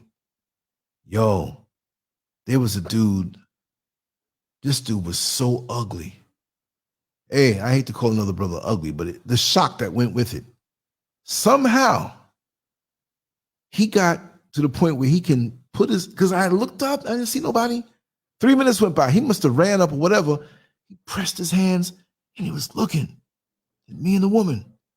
And I looked up and I was like, I wanted to not scream, but I was like, I wanted to punch something. So I opened the door and he was running.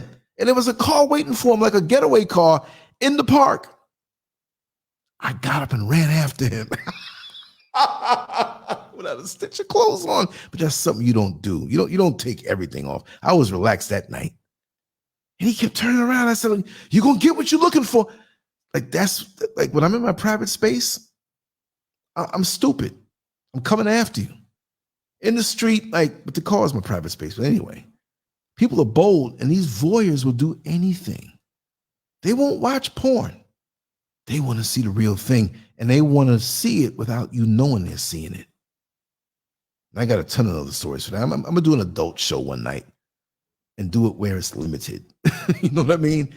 Because the regular folks that come around, like, Lance is this black militant guy, and he's upright. You need to go check out his channel. Like, that guy's a whole freak. That's what we talked about, sex. Well, that's what this was all about tonight. Right? Okay. Water sports, urophilia. A relatively popular fetish, water sports are also known as golden showers. This kink involves playing with urine, being peed on, or urinating on another person. Want to know more about golden showers? Like they're selling it, right? Buy the booklet. A particular form of this is wetting, urinating in one's underwear and clothing. Wax play, using wax during sex. Wax comes in the form of massage candles, which are relatively safe, but other types of wax may have a higher melting point and be more dangerous. Flames used to melt wax also pose a risk.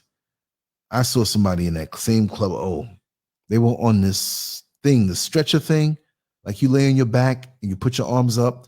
It's like a seesaw, but it's wider, right?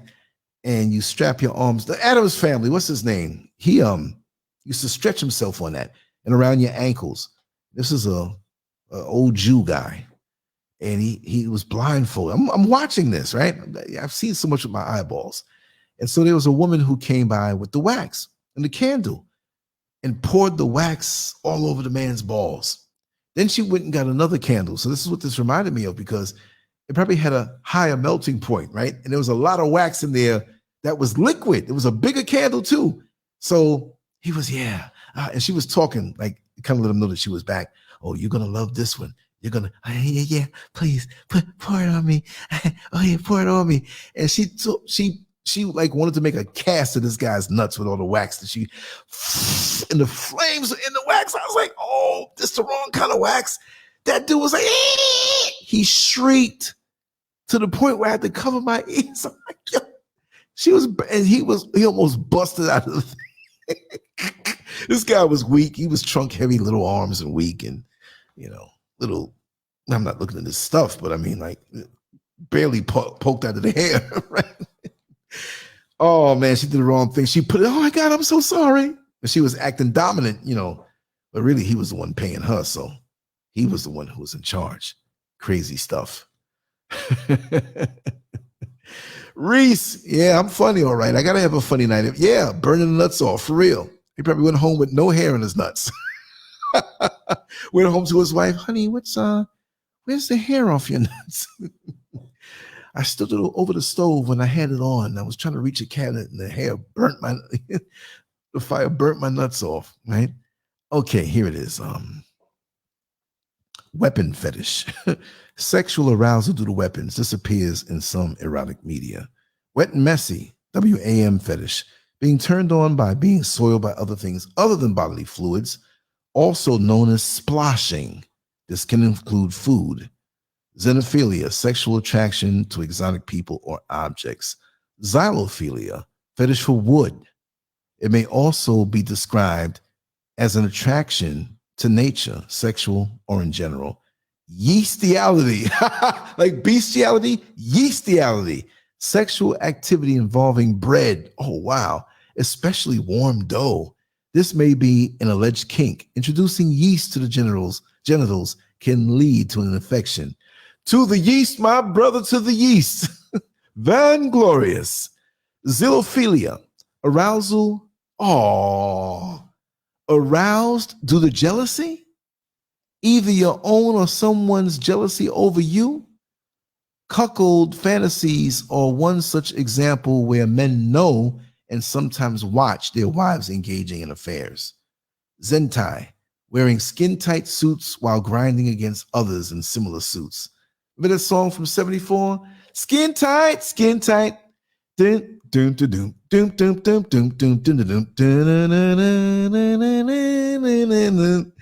came out with the next album, Fire. Zoophilia, dressing like an animal for sex or feeling romantic attraction to animals, which I'm going to add this one on, leads to bestiality. How you feel a romantic? I just have to say, Fido, you've been with us for so long. And you haven't had any release because there are no other animals around and we're kind of close and I want to give you some. Yes, I want to give you some. I'm going to bend over. Romantic attraction to animals. And then what? Because if you have a romantic attraction to a human being, natural things happen, right? When you open up. So this leads zoophilia. Yeah, that's the bestiality phase. I have feelings for the animal, but we haven't done anything yet. Zoosexual, sexual attraction to animals. Boom, see bestiality. Look at this one. Zwischenstufe. Sounds like something Swiss. The sexual obsession with people of the same sex. I never saw that. Or you know what? We can use this word on the videos to talk about homos, and YouTube won't know it. You switch. I was walking down the street and I saw a bunch of swishing shoes. I bet they don't have that in their algorithms. Let me see if I can find the right sound effect. I think the gayest that's still from the other place show. on the face of the earth is the black church. Okay, well, that says it, right? But that's from the other show. I forgot to deprogram that. But I want to say, I found the applause. All right, I found it. Let me just see something here. We went through the list of 239 kinks with stories, so I got to give myself a round of applause. Here we go. Yes, thank you so much. Thank you. I could do it again. I could have done it if it was 1,000. But that was that list. But who do you know is going to go through 239 things and keep going and keep going and keep going, right? And I mean, do it to the point where it's just under 3 hours we've been talking about this. This is going to be a comment section for the years to come that's going to be like really, really strange. And anybody who listens to the end of the show, as it's put up as an upload or video, add to the list, y'all. Add to the list. Add to the list if you heard of any kinks or fetishes that, most people don't know about. And if you want to share something that you're into that we don't know you're not a regular, but you want to add a different page and comment that way, please do it. Because I also know that in the LANCESCURV family, we are open-minded. There's a whole lot of freaks here, but we're respectable in what we do, right? But yeah, let me go vibe with the chat room for a little bit. Yeah, it helps to talk about this stuff when you have a little sense of humor. I do. And I can't have a sense of humor if I'm uptight. So like our sister who unsubbed and was mad that this filthy topic was being covered, and it means that I'm sexually depraved. Come on. Please. And I'm not saying I'm come on. I got a pension plan. The sexual world gives me a check. No, I did so much back then. It's like, we'll cover you for the rest of your life. No, but come on. Like I said before, and I'm going to wrap this down, but we're going to hang for a little while. Another half. I got 2 things of water, so I'll stay longer. But the thing is, it's natural. How are you going to come against that? Seriously, it's natural. Being naked is natural. Being aroused. This person who had a problem, this woman, this misunderstood 666, she's in dire need of some head. She'll wake up like Mr. Spock after getting hit by the spores in Star Trek, like, I'm smiling now. The world is a better place. Wow, my blood pressure is lowered. I'm not as cranky. I'm even saying hello to my enemies. I'm even taking the people I don't like out for dinner. The world has changed. Come on, yo, you ain't got to be that uptight. We got enough stuff in our world and in our life that we can be uptight about. It doesn't mean you have to be open and putting your business out there. Yeah, I tell stories about things that I've done. I've lived a full life, and I'm looking forward to many, many more years of living a full life, but I'm not uptight. Matter of fact, I've never been uptight. Ask people who know me from years before. You know what I mean? Right. Be free and open with it. It doesn't mean also that you have to be insulting and push stuff on people or just run out in the street and do whatever you want to do. No, I'm not even saying that. We have to be civil. We have to use common sense. But behind your closed doors, or like I said, you take a chance in the park when nobody's around, that's cool. You do a little exhibitionism or whatever, whatever. It's a turn on. I mean, I was in a hotel room one time and the curtains were pulled apart a little bit. And this woman walked by and she kept walking by and kept peeking. I was like, oh. She walked away and came back. The curtains were up a little while. You want to watch? No problem. But what I'm saying is that be comfortable. Like when you have things that you enjoy, oh, not really enjoy. Let's use this young lady who unsubbed, crying because she unsubbed and didn't like me. She's all uptight. Please, you win some, you lose some. YouTube now is reducing my numbers anyway. They're taking away subs by the dozens. So whatever, you know what I mean? I see the long haul. This is a tool to be used to reach people. And talking about different things, okay, I was not really up here like throwing F-bombs and these BITCHs and these hoes. And this was not a venom-laced conversation or dialogue. I feel it was intelligent. I saw this list and I wanted to read it. Matter of fact, let me drop it right on in so it'll be there forevermore. And there's so many other pages like this, but this had the most numbers. I wish it was one that had a list of 1,000, because I was going to tough that bad boy out tonight. You know, I'm 1/4 of the way. You know what I mean? And I feel the fatigue and the dry throat and all that stuff, but here it is. Here's a link right here. So anyone that you heard, you want to go, and they have links to other things you can look at, you know. And I mean, like, you know, Sharino, let me see what she said. What the hell did I walk into with that last link, Lance? Who would even want those things near them, let alone inside? Yeah, exactly. Oh, okay, right. The tentacles dildos, right? I don't know. A lot of experimenting going on, you know. And yeah, it is a healthy thing. Society has made it bad. It doesn't mean that like you have to like push it out there like that. There was a quick video, I think it was on Instagram, and the words to it, to the effect of, it wasn't verbatim, but it was, what kept grandpa coming home and faithful? And it was a picture of grandma, but she wasn't like the 85-year-old version of grandma. She probably was like 55, 60, around my age group. Put a little weight on, but she was in front of the stove, and this wasn't a chauvinistic type thing. This was a black culture, like this is the way we did it type thing.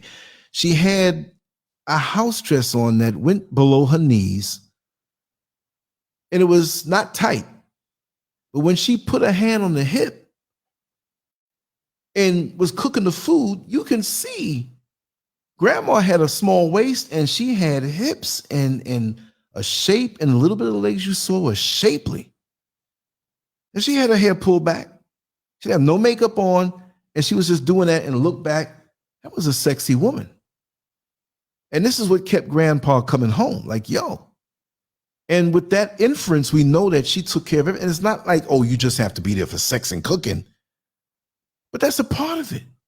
Because back in those days, men worked hard. Some cheated. But I'm not going to say most, but yeah, most worked hard. They went to the job. You know, they worked with the coworkers and had a good time then. And sometimes they'd hang out on the weekend or whatever. But he was coming home to his wife.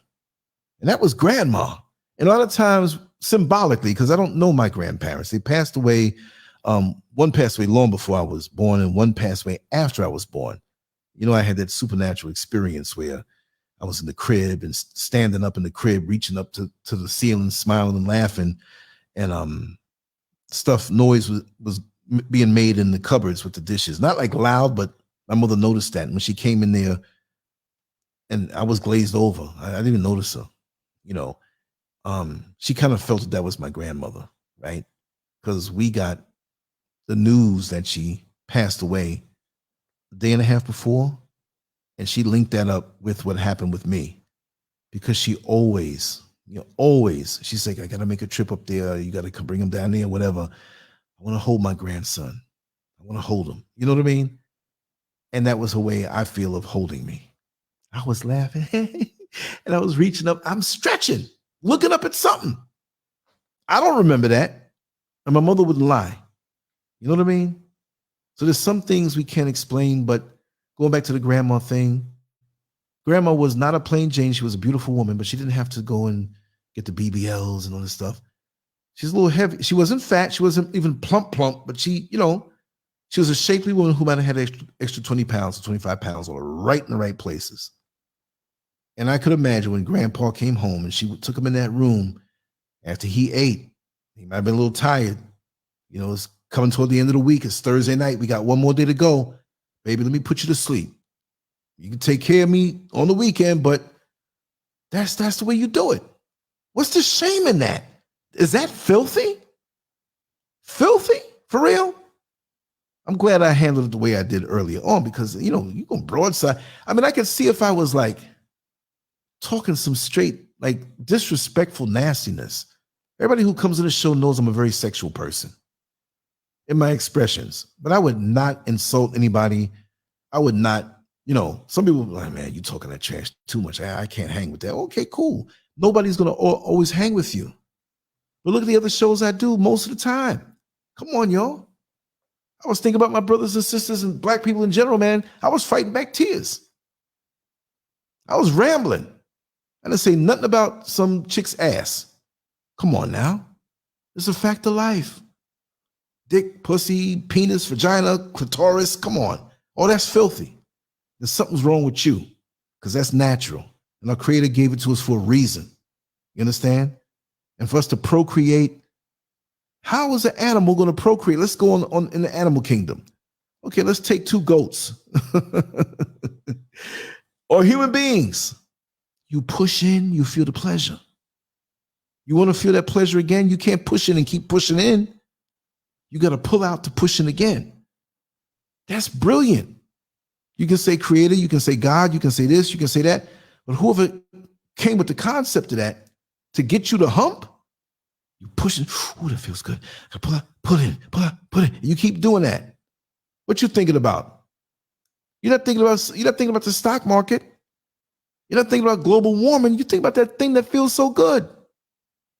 And you know that children come out of that, but that's the pleasure you're given. You know, and people can't handle it sometimes. You better be mature to handle it because it's a very powerful thing. Sexual pleasure and orgasm. Oh, I'm sexually deprived. Me? Shh. Come on. In the spirit of lust. Come on. When they said in the Bible, the woman was pleasant to the eye. Do you think that they meant pleasant like, oh, it's a nice day and sunny and breezy. Oh, it's so pleasant the way your eyes are. No. It didn't mean anything degrading anyway, too. Nothing like that. You know, but some people take it too far. Some people have imbalances, mental illnesses. But you can say a woman's sexy without meaning anything lustful because you can see it. There are women who are fully clothed and you see the energy of them. Wow, she's sexy. Your sexual energy is a part of your life force. It's one branch of the tree. So if you hung up on that, you got other hang-ups on other branches of your life force tree. You see what I mean? Because the way some of these chicks are built, our sisters are built out here in the motherland, it'd be like, yo, Lance, ever since you got to Africa, you ain't do no shows. I'm right here doing my thing. I acknowledge it. I see it. And that's it. And I appreciate it. I appreciate being a man. Some of these people who come against me for being a man, not disrespectful, wouldn't say a damn thing to the dude in a dress with makeup on. You see what I mean? That kind of response is really indicative of somebody with a serious issue. Really, really and truly. You know, Libby Lou, welcome. Good day, my beautiful, apparently freaky people. I mean, we say that, but not in a derogatory way because it's a fact of life. Come on. You know, some people are just off the chain. And I get a lot of that. I get a lot of direct, you know, emails and text messages. And you're so wrong. You're so wrong. The topic was, and they fixate and they keep like emailing me, man, and messaging me for something. I said, okay, you said it. What's the problem? I had this one situation, and I don't kiss and tell, but there's nobody from our regulars. And if it was, I still wouldn't kiss and tell. This person chastised me from sun up to sundown for about 3 months. sending scriptures and this and that and all. And you know what they did? They stopped for 2 weeks and hit me up on a different email address, totally different. Went from Yahoo to Gmail. So I had my friend investigate, and he's like, that's the same person. Yeah, they were sending them naked pictures too, rubbing them everything in clear detail. So see, they were chastising me because they didn't know how to handle their own arousal. It really wasn't about me. Well, yeah, it was because they sent me the pictures, but I became the object of that frustration and the things that she said, you know? And then boom, just disappeared. I never responded. I never shared those pictures or anything like that, you know? I looked at them a couple times, but it was, you know what I mean? But that's why really it's human nature that fascinates me. How we can lie to ourselves. See, I don't lie to myself. I'm not lying to anybody about what I've done, what I did, what I might do. I'm not. You got to be comfortable with yourself.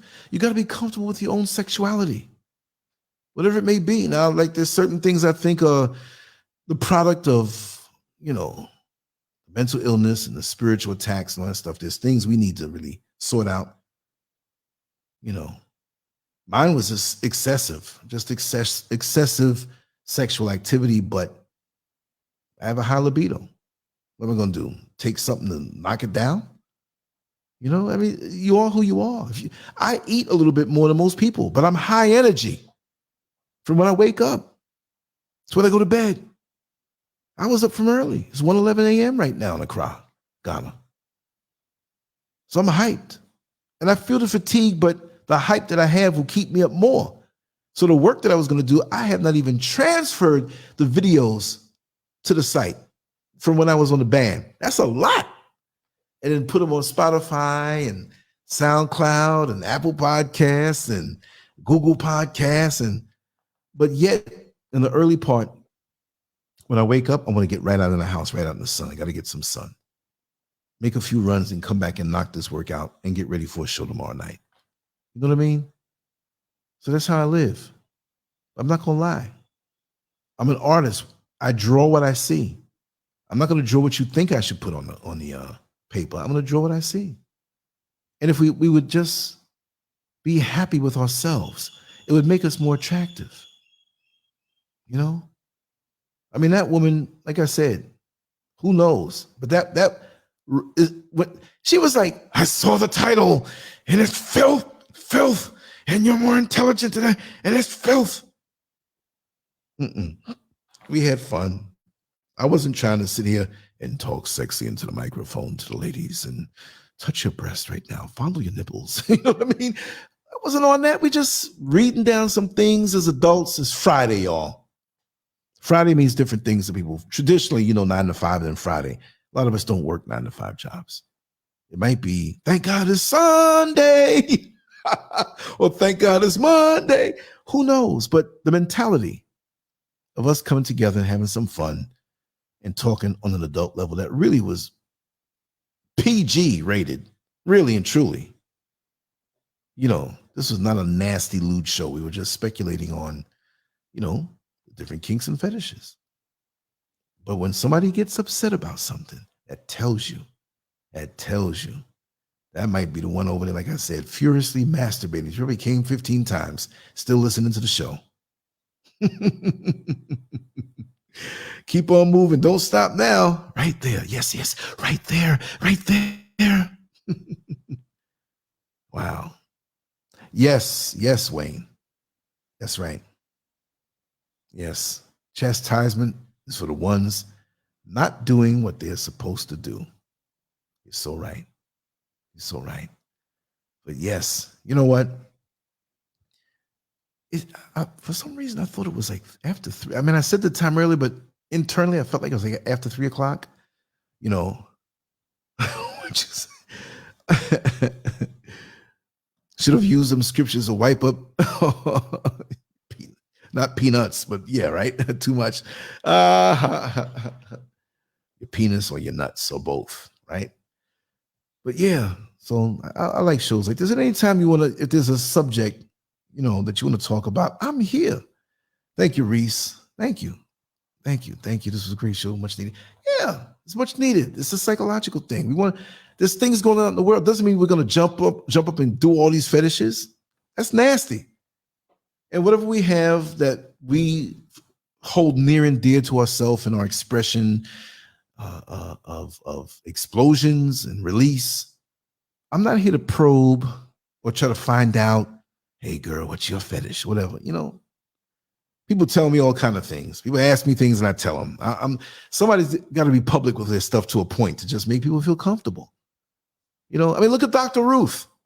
Dr. Ruth Westheimer, I'm going to tell you the best way to give a blowjob in this episode. I'm not looking to try her out, but she old and kind of homely looking. But I bet you cut the lights out, you'd be like, oh my God, Dr. Ruth, I want to marry you. I told you I have experience and I have 3 tongues in my mouth. I will drive you. I will turn you out. Sending her flowers and stuff. Right? Damn, man. What's up with Dr. Ruth? Man, she a freak, man. She turned me out. I don't care. I'm going to walk down the street with her. I'm going to tongue her down. I'm going to tell her how much I love her. Yes, I don't care. You ever see like 2 people together? That we're not being non-judgmental, but there's some couples like, God, dog, what did she do to you, or what did you do to her? And we're not like that, but we think these things like, oh my God, they could have done better than that. I'm not saying this, they could be a sweet, charming person with a wonderful personality. But then again, dun, dun, dun, what they do behind closed doors, there's some like that. We're going to have a joke night, and there's going to be a lot of sexual things in there. But like, again, for our crew here, for those who can't take it, and it's not going to be like so explicit where it's disgusting, but I do have to go there and make your imagination work. But for the fun of it, why not? I'll tell one. Right? I'll tell one. I was doing a strip show. You all know I used to be a stripper when I was in my late teens, early 20s. And I was in Brooklyn, and this woman hired me for a bachelorette party for a friend that was getting ready to get married. And this was going to be held in an apartment. And so the apartment wasn't too big, black neighborhood in Brooklyn. So, I show up, everybody's ready. When you come in there, oh, that's him. Oh, he's fine. I'm an old man now, right? But I used to be kind of all right looking back in those days. And you had to be larger than life. I don't mean fat, right? I was in extremely great shape. I had no waistline. The smallest my waistline was in those days was 27 and a half. It made me look more the V shape and the shoulders and everything flared out. I've always had like nice shaped thighs and good thighs, all of that. Then you have to dress like your GQ. You know what I mean? Everything has to be right. And depending on the lighting, like for something like that, you go there, you're cool. If you do a show in a club and you're going to be on the stage, usually you have to wear stage makeup, which is not like, Lance, you wore makeup. No, it'll wash out your face and make you look, nondescript when the photos come out. Because the photos come out, that's what'll get you more gigs. Like, oh man, I like him. I'll only get him, but that wasn't the case. So I didn't wear any makeup. And I had a young lady who would, depending on the venue, she would adjust it. And sometimes if it was like at a fashion show / male review, then you had a makeup girl that was there. It's like, okay, you would judge the light. Some dudes ain't wearing their stuff, but I knew that when they take the pictures, if your features came out, my face was really chiseled then, not like on the banner that you're looking at where my face is so fat. But anyway, that's neither here nor there, but I came there good. And the funny thing is that apartment wasn't the apartment of the woman who was getting married, and it wasn't the apartment of the person who paid me. So I didn't know that. So when we're back it's an older woman, right? So she's like, when you come out, she wants you already hard, So okay, all right, no problem. She's like, can I help you with that? I was like, oh. I feel like a pervert doing my own self, although I've masturbated in my life. We all have, pretty much. So she did it. She's standing there. And she wasn't an old hag. She was a nice looking lady, but I was like, about 20 years old? So it was funny. So she's using the Vaseline. I said, okay, we're straight. She said, yeah, I can see. So, the music, we timed it. I came out, did my thing. And it was a little different. We'll save that for another show. But the apartment that it was held in, the woman, she was a woman. I was 19. She had to be about 30. She was like, listen, you are not leaving this place. You're staying here with me tonight. I'm like, oh, really? What if I had something to do? Listen, you're going to have to cancel that. I was like, okay. She was nice looking, but she was a plain Jane. Plain Janes will blow your mind now. I'm not saying plain Jane is a put down. She could have like dressed up, makeup, all that stuff and whatever, and been a little more, whatever. But she was just like, all right, a nice woman who was attractive, and she didn't come off as a sexual beast or anything like that. So I stayed, and some of the women stayed, and I did little crazy things that they'll never forget. And by the time they were gone, I helped the lady clean up. I forgot her name. Like, that's one of those situations that I forgot her name. And so it was funny. It was strange. I was like, you got a husband or a man somewhere? No, I don't have anybody. I don't need anybody. And I ain't thinking about nobody else but you tonight. So he goes, do I have a choice in this thing? She says, well, put it this way. I got these safety locks on this door. This is Brooklyn. She had like one with the chain, like 3 of them. She's like, there's one with a key, and you ain't going to find that key. I said, I guess I'm locked in then. So anyway, we ate, hung out. She drank a little bit. I was fanatical. I had competitions to go into within the next week and couple weeks, and I wasn't doing anything. I mean, I didn't have a desire for that. A little plum wine I like every now and then. But so it's time to go. I really wanted to go to sleep because I was tired. I trained early that day.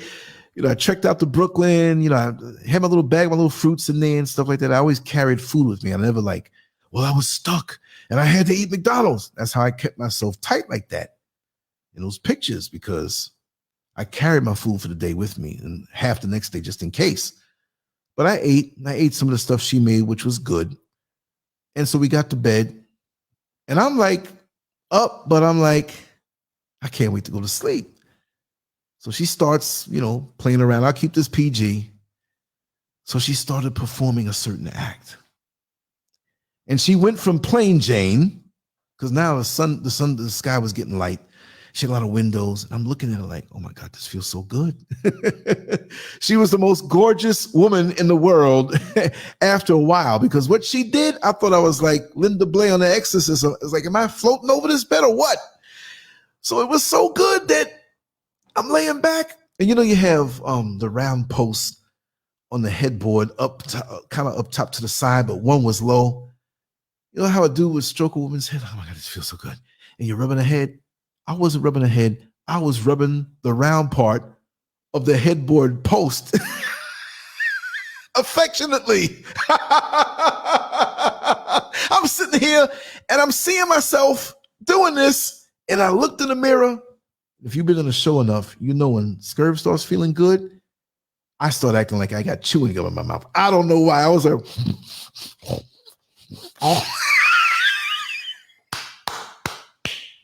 So as old as I am, if you ever peek through the window and see old Scurv getting done and I ain't chewing, it ain't good. That's what I'll share with you tonight. Anyway, Simply Deep, thank you so much. I'm glad to be here with y'all. I seriously love the vibe with y'all. Seriously, I love doing this. I can't have no midlife crisis. I'm past the time of a midlife crisis. We're moving toward the Social Security time, y'all. I'm 60 on April 8th. We going strong. I want to keep my health up good. I want to be here 10 years from now, 20 years from now. I want to be the oldest Black YouTuber and blogger. I wouldn't say YouTuber, but I'm going to outlast YouTube. I ain't going to lie. The day YouTube dies, it's cool. I love it. There'll be something else to replace it. But I'm like, you banned me and I outlasted you. Poetic justice. Master Glam. Yes, I'm glad you're here. I'm glad you understand me, Master Glam. You're so respectable. And I'm crazy, but I'm respectable too. But we need to have some time where we can laugh and talk. What do you think of build up before performing a kinky spontaneous act? I mean, a tease. Oh, you come with these questions. Yeah, you build up. Foreplay. The art of foreplay is gone in this society. Yo, girl, what's your Facebook? Can I come by later and see what you got? Like, see your head game? Come on, man. What happened to real seduction? What happened to being able to be strong enough as a man to hold back? Yeah, I know when I was in my early 20s, I had options. I wasn't a dog, and I told women what was going on. I was popular. Wasn't reckless. I was in demand that way. Come on. It is what it is. Somebody had to do it. I wasn't saying it like that, but that's why I'm happy now. I'm not like trying to chase everything down. I'm good. I had my time. Let other people have their time. This is a time that I wouldn't want to be in. But what I'm saying is that I took that serious. Making love is artwork, y'all. Making love is creative. It's emotional. Yes, it's physical. And the appreciation for a woman's essence, not just some lower vibrational hood mentality. Some dudes don't even deserve orgasms. Trust me, they so animalistic. If I was like to remake everything over, man, you got to earn that to be able to feel good. There'll be different levels of it. That little dribble out thing that don't feel good, that's what you get until you really know how to appreciate a woman. Not just people, man, she had some titties, man. I was sucking on them titties. You got to make a connection. Y'all got to get high off of this thing. Y'all got to have atmosphere with this thing. Even if it's something where you're so closely connected and you pass a dark alleyway, you get in there and get it on because you have a connection already from the higher level connection you have mentally, spiritually, and physically. When you come out of the sexual and you're bonded and have a real soul tie that's righteous, everything is orgasmic after that. You see her so beautiful. It don't mean you got to get laid. I wouldn't even say it that way. But the eventual merging, which will include things, but you don't rush it. You don't go to the bakery and try to eat up all the daggone chocolate cake. If you like chocolate cake, take your time. Thank you, Simply Deep. I'm a little tired looking right now. But if somebody said, I dare you, no, I'm not going to open it. I don't have the lights on or nothing like that. But I'm sweaty right now. Yeah. It's not even about the age, the chronological age, because your body encases your essence right now because it's a vehicle. But your essence on the inside often dictates what you look like on the outside. You see what I mean? And some of us can have rough lives. I had a damn near perfect score of a childhood. We all know my older brother's on drugs, and I yearned for a relationship with him, but he wasn't really around. And at times it was a little chaos, but he didn't stay there long because my father didn't go for that. But other than that, after that, with relationships and stuff like that, I had it rough. I had bad relationships that started out good, would have drove most men crazy. I had good times all along too. But it's your essence. And I refuse to lose my childlike wonderment for the world. I'm not going to get crusty when my filters are clogged and I can't laugh and can't relate. I'm going to tell you straight up, the day I die, I'm going to be cracking jokes and laughing if I know it. Like, Lance, you got 6 hours later. It's okay, cool. Let me tell you a story. That's the way I want to go out. And I don't mean to say die, because we don't die. They do. We don't. But I said it to sound harsh. Transition. I don't see an end. I see a transition from this level. I want to stay here as long as I can to get my work done, but I'm not going to sit here and not have enthusiasm for life, because the me that's talking now, the only difference between the me of now and 19 years old is that I'm a little older and I have a lot more experiences. A lot more experiences. A lot more. You see? But I'm still connected to those times. And when you're telling people stories, you got to tell them in a certain way. Like, I'm not this guy no more. I was walking around with a hell of a body. My stomach was like cobblestones. This little funky faded picture with the sideburns, that's all I have with that one, with the other one. But I got years of walking around like that. And it's not about the body. I had the body, but I had the mentality to know how to treat a woman. There are many who have contacted me and found me online. They're like, Lance, I'm married now and I'm settled. But we had an experience back in the 80s or early 80s, late 70s, whatever. And I'll never forget it. No disrespect to my husband, but I like the person you turned out to be. Strangers now that I don't know. I was like, well, who are you? I'm not trying to hit on you, but no. I'll be here watching. I've been watching you for years. And I wanted just to step forward and tell you that. You know, that's appreciation.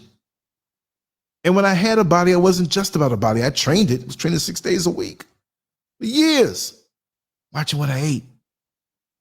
I didn't have to flex to walk around. They didn't even catch me. I wasn't even flexing in this picture, y'all. My forearm from the elbow to the fist had to be parallel with the ground. And then I sink that and flex my abs. My abs don't even flex right there. You see what I mean? My ass had ripples in it. and yeah, I did that. And I'm gonna revel in the past. I'm gonna enjoy my past. Just like I enjoy my future right here and my present right here. It's not like I was some old dead acting guy. Well, back in 1982. And this was October 10th, 1982, 2 weeks after, well, 15 days. Because the pre-judgment was the 9th, this was the 10th. This was a Sunday right here. I'm grinning. They didn't catch me flexing there. But all in between, I was telling jokes, telling stories, having experiences. And it wasn't about me. You can look at my face and tell there was no ego involved. Yes, I love women. Yes, I had lots of experiences. And I'm happy for that because it gave me a perspective that many men don't have. I had fun. And let me tell you something. Some of the women were wilder than I was. And I wasn't wild. I was a gentleman. I knew how to talk to people. It was a pleasure when I went around. People, oh, he's such an honorable young man. Whatever. No matter what happened later on or whatever, or up under somebody's nose. There's a lot of mothers that love me out there. You took my daughter out. I don't know what you did, but she had a wonderful time. Now, we were doing all kind of things, but at the end of the day, I was a gentleman. And I knew the different gears that we had to have as men. You see what I mean? From young, because my father taught me. And these things are age-old things that as you get older, it's not about, oh, man, you be getting all the pussy. Come on, man. It's not about that. I love women. It's not just, well, let me just cut out her vagina and take it home. And no, I want to hold your hand. I want to hug you. I want my face so close to you. When you exhale, I inhale. The real romantic stuff. I want to tuck you in bed. If you fall asleep early and I'm still up, I might cook you something. I'm not a cook like Miss SCURV, right? But I might do like a doll. Not like, oh, I'm going to get on up out of here, man. I done busted my nut. See, that's the problem with, I'm going to talk about that. Maybe tomorrow, maybe Monday, maybe Sunday. We got to get, and it's not game when I say it, like game, like a trick, like you tricking somebody.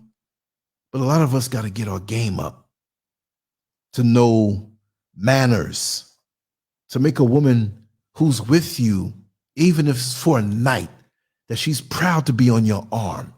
And you treat her with such respect. And she knows that erotically you are going to take care of her, but you're not going to push beyond what she craves. And if she doesn't crave anything like that, there's so much more to the time that we're going to hang out. I'm going to own some of your brain cells forevermore because you're going to laugh hard. We're going to have fun. And I'm bring that spontaneous energy. You can go with me to the most boring spot that you can think of, and we're going to have a good time. You're like, I know it's boring over there, but we're going to go back. We had fun. And for me, there was never no pressure for sex. All right, girl, I done spent this money. Come on now. No. And I ain't no simp. Take your time if you want to go there. It wasn't because I had options.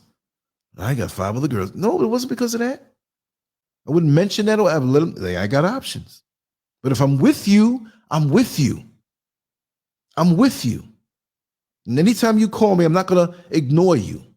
And if, you find somebody that wants to settle down with you, I'm going to respect you. Well, I heard that nigga ain't no good. You need to come on. Let me slide up in that. You remember how good I did? I don't do that. I'm one man. with many experiences, but I cannot FUCK every woman on the planet.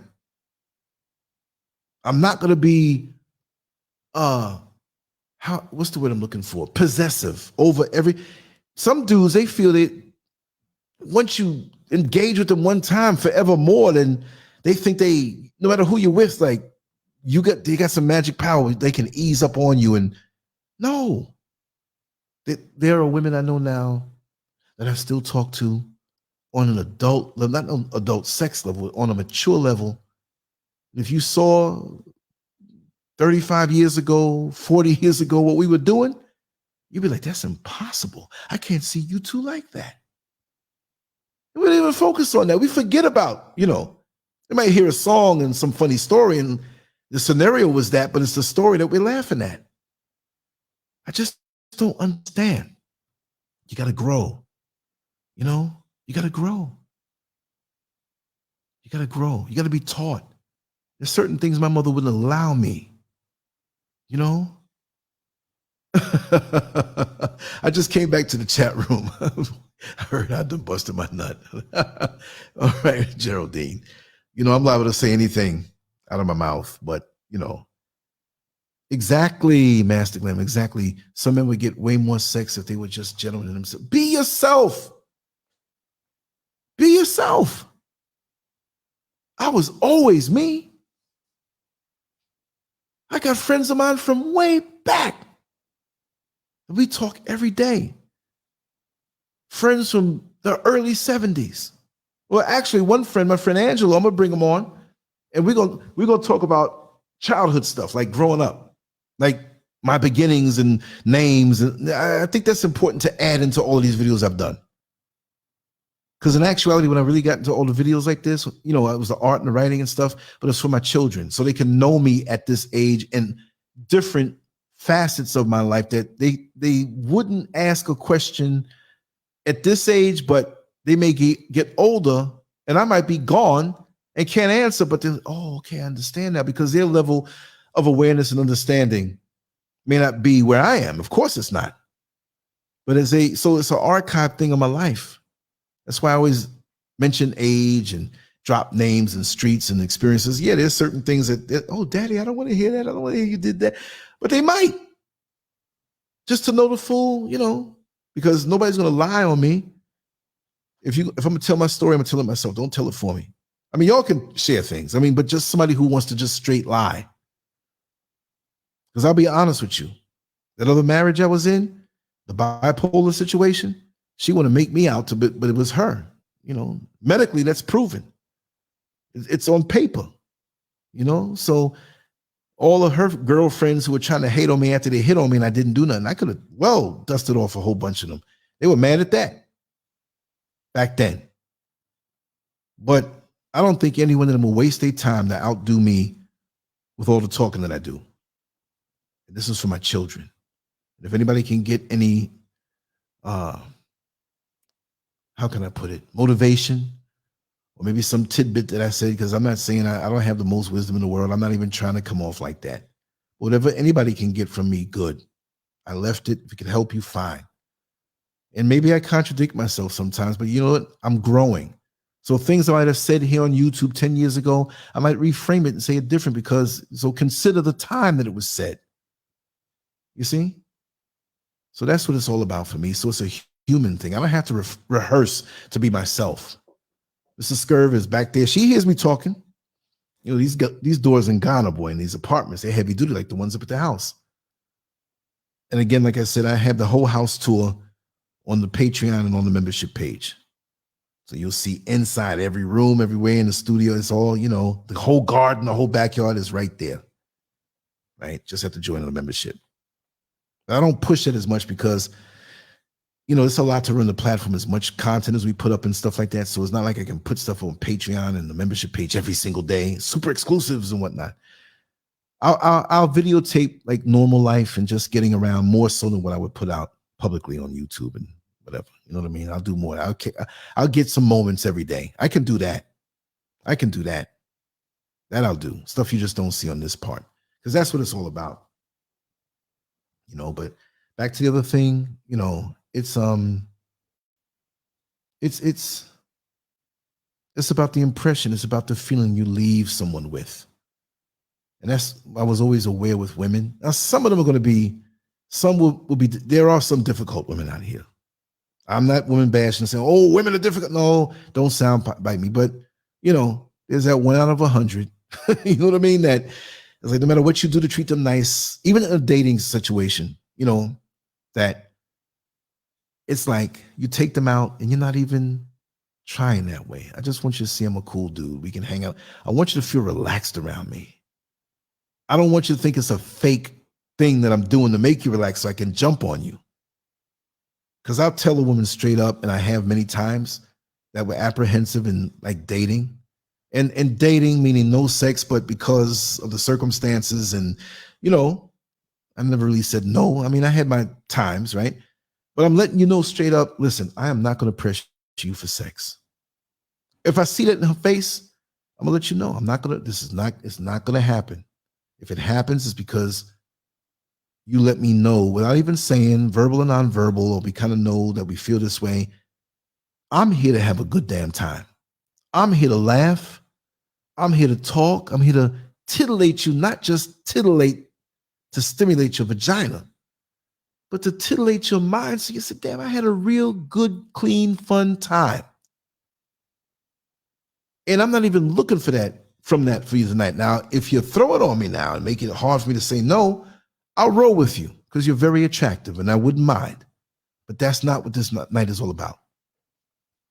If you can say those words as a man and really mean it and really show interest, because lots of times it was like, and when I said I would have options, if I'm with you, then and we get something going where we're attracted and we like each other and the energy, and those so-called options fall off. It wasn't said to say, I got options, girl, so you better give me. No.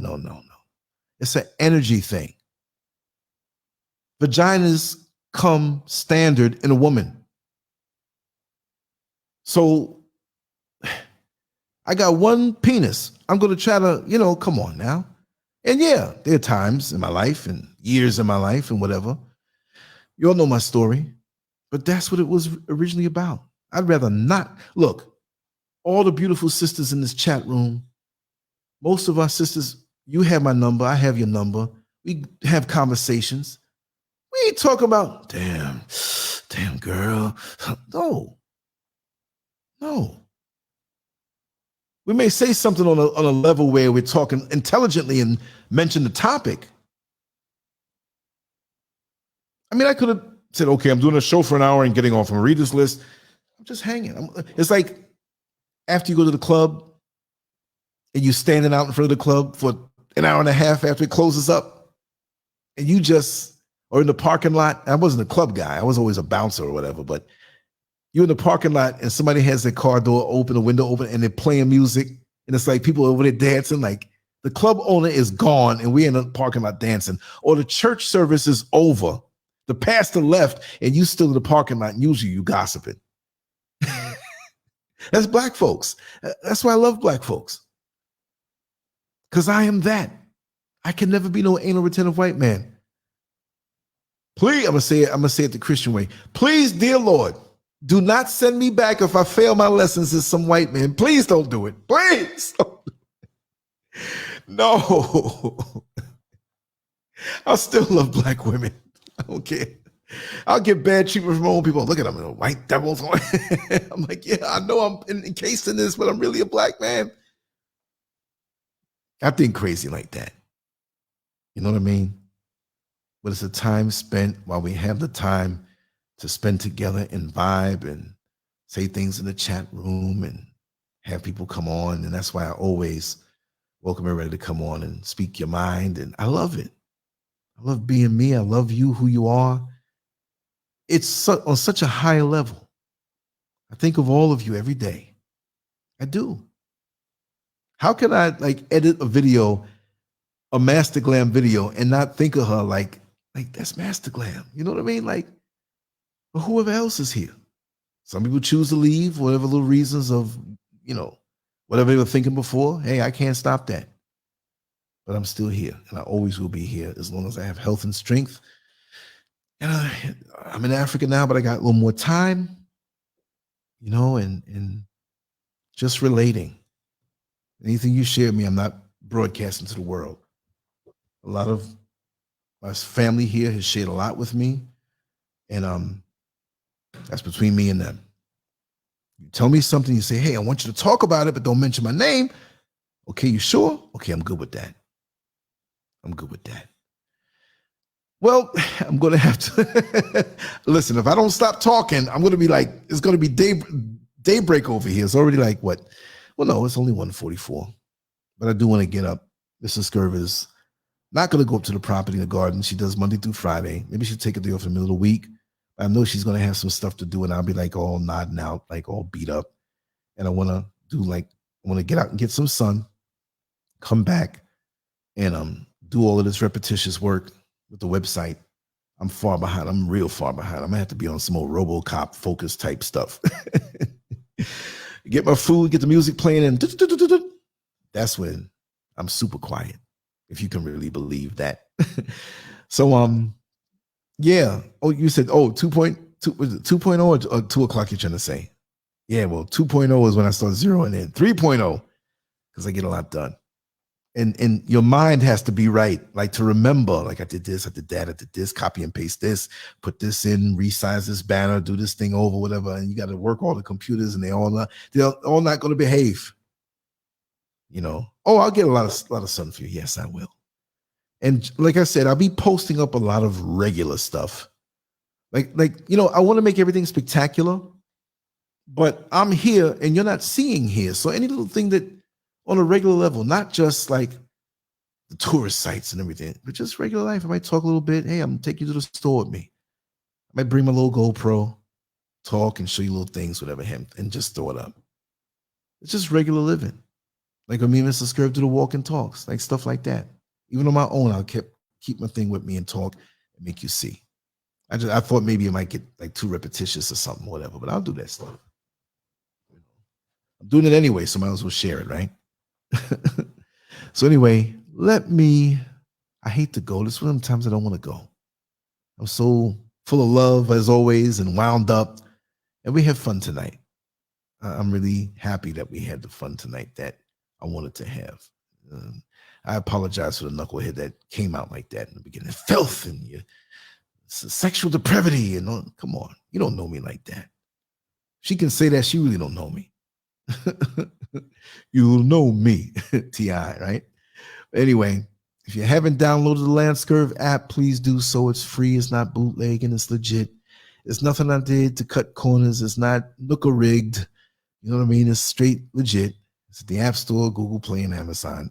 There's a couple other platforms I have to go through the process of putting it up there to give people more options. There's I forgot what was 3 more different, and that's work because you got to go in there and put things in, information, and get approval, and the app, it's not easy.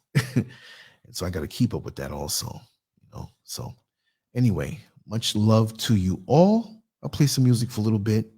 I'll get myself together and drink down more water. Got to drink the water. And then I'll go get some rest and wake up Miss SCURV, and she's like, oh, you're always so loud. I'm like, okay, I'll be all right.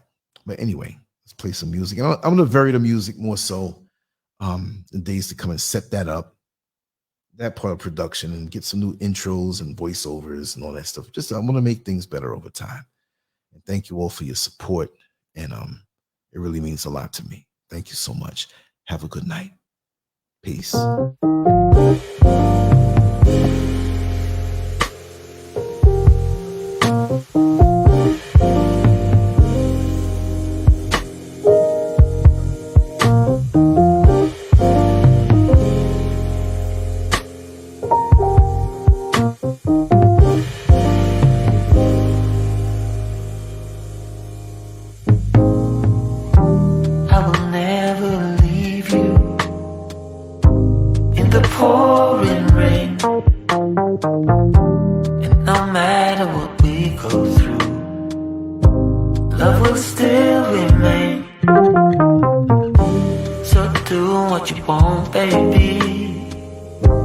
You and me in the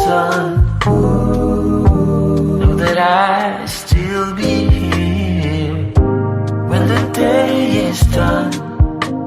So come a little bit closer, and I'll tell you what I feel inside. You know I'm gonna wait on you. I'm gonna wait on you. You know I'm gonna wait on you. Yes, I'm gonna wait on you. No one's gonna love you like I do. So glad that I found you. You're the missing piece, the last piece of the puzzle. I'm finally at ease. So when times are rough and the promises we make just seem so hollow and weak, and we're about to break, we have to remind ourselves, 'cause we know how we feel inside. You know I'm gonna wait on you. Ain't over till it's over. I'm gonna wait on you. I'm gonna love it till it's gone. You know I'm gonna wait on you. And the weight that's on your shoulder, I'm gonna carry that for you. So here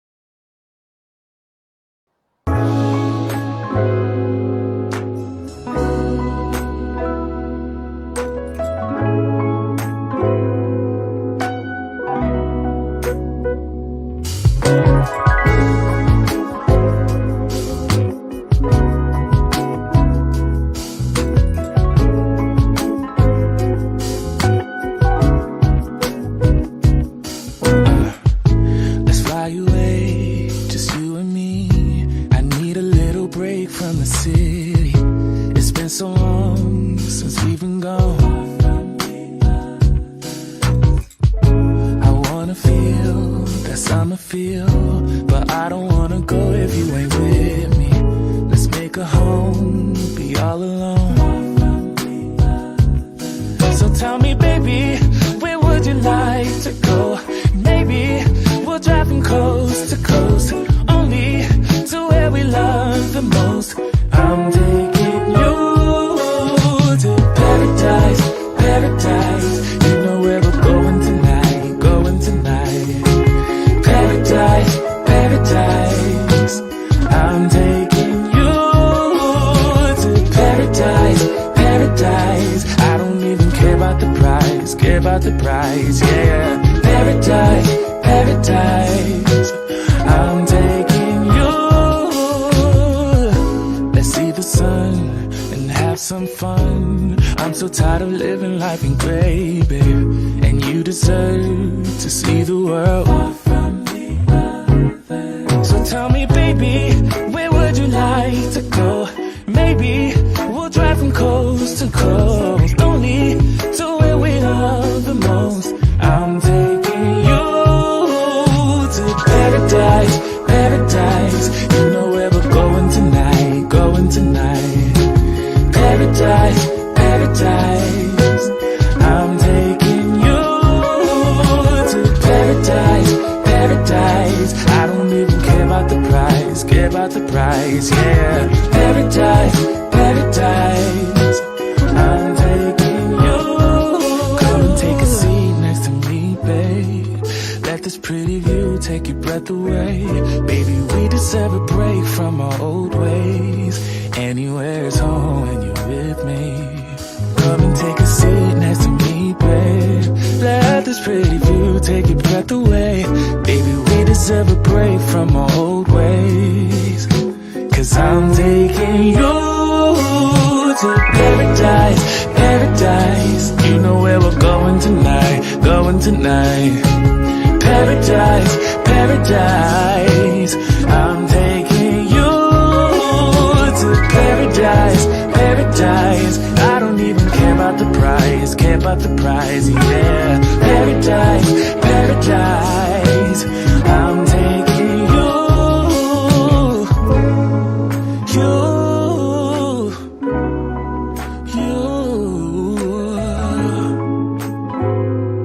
paradise.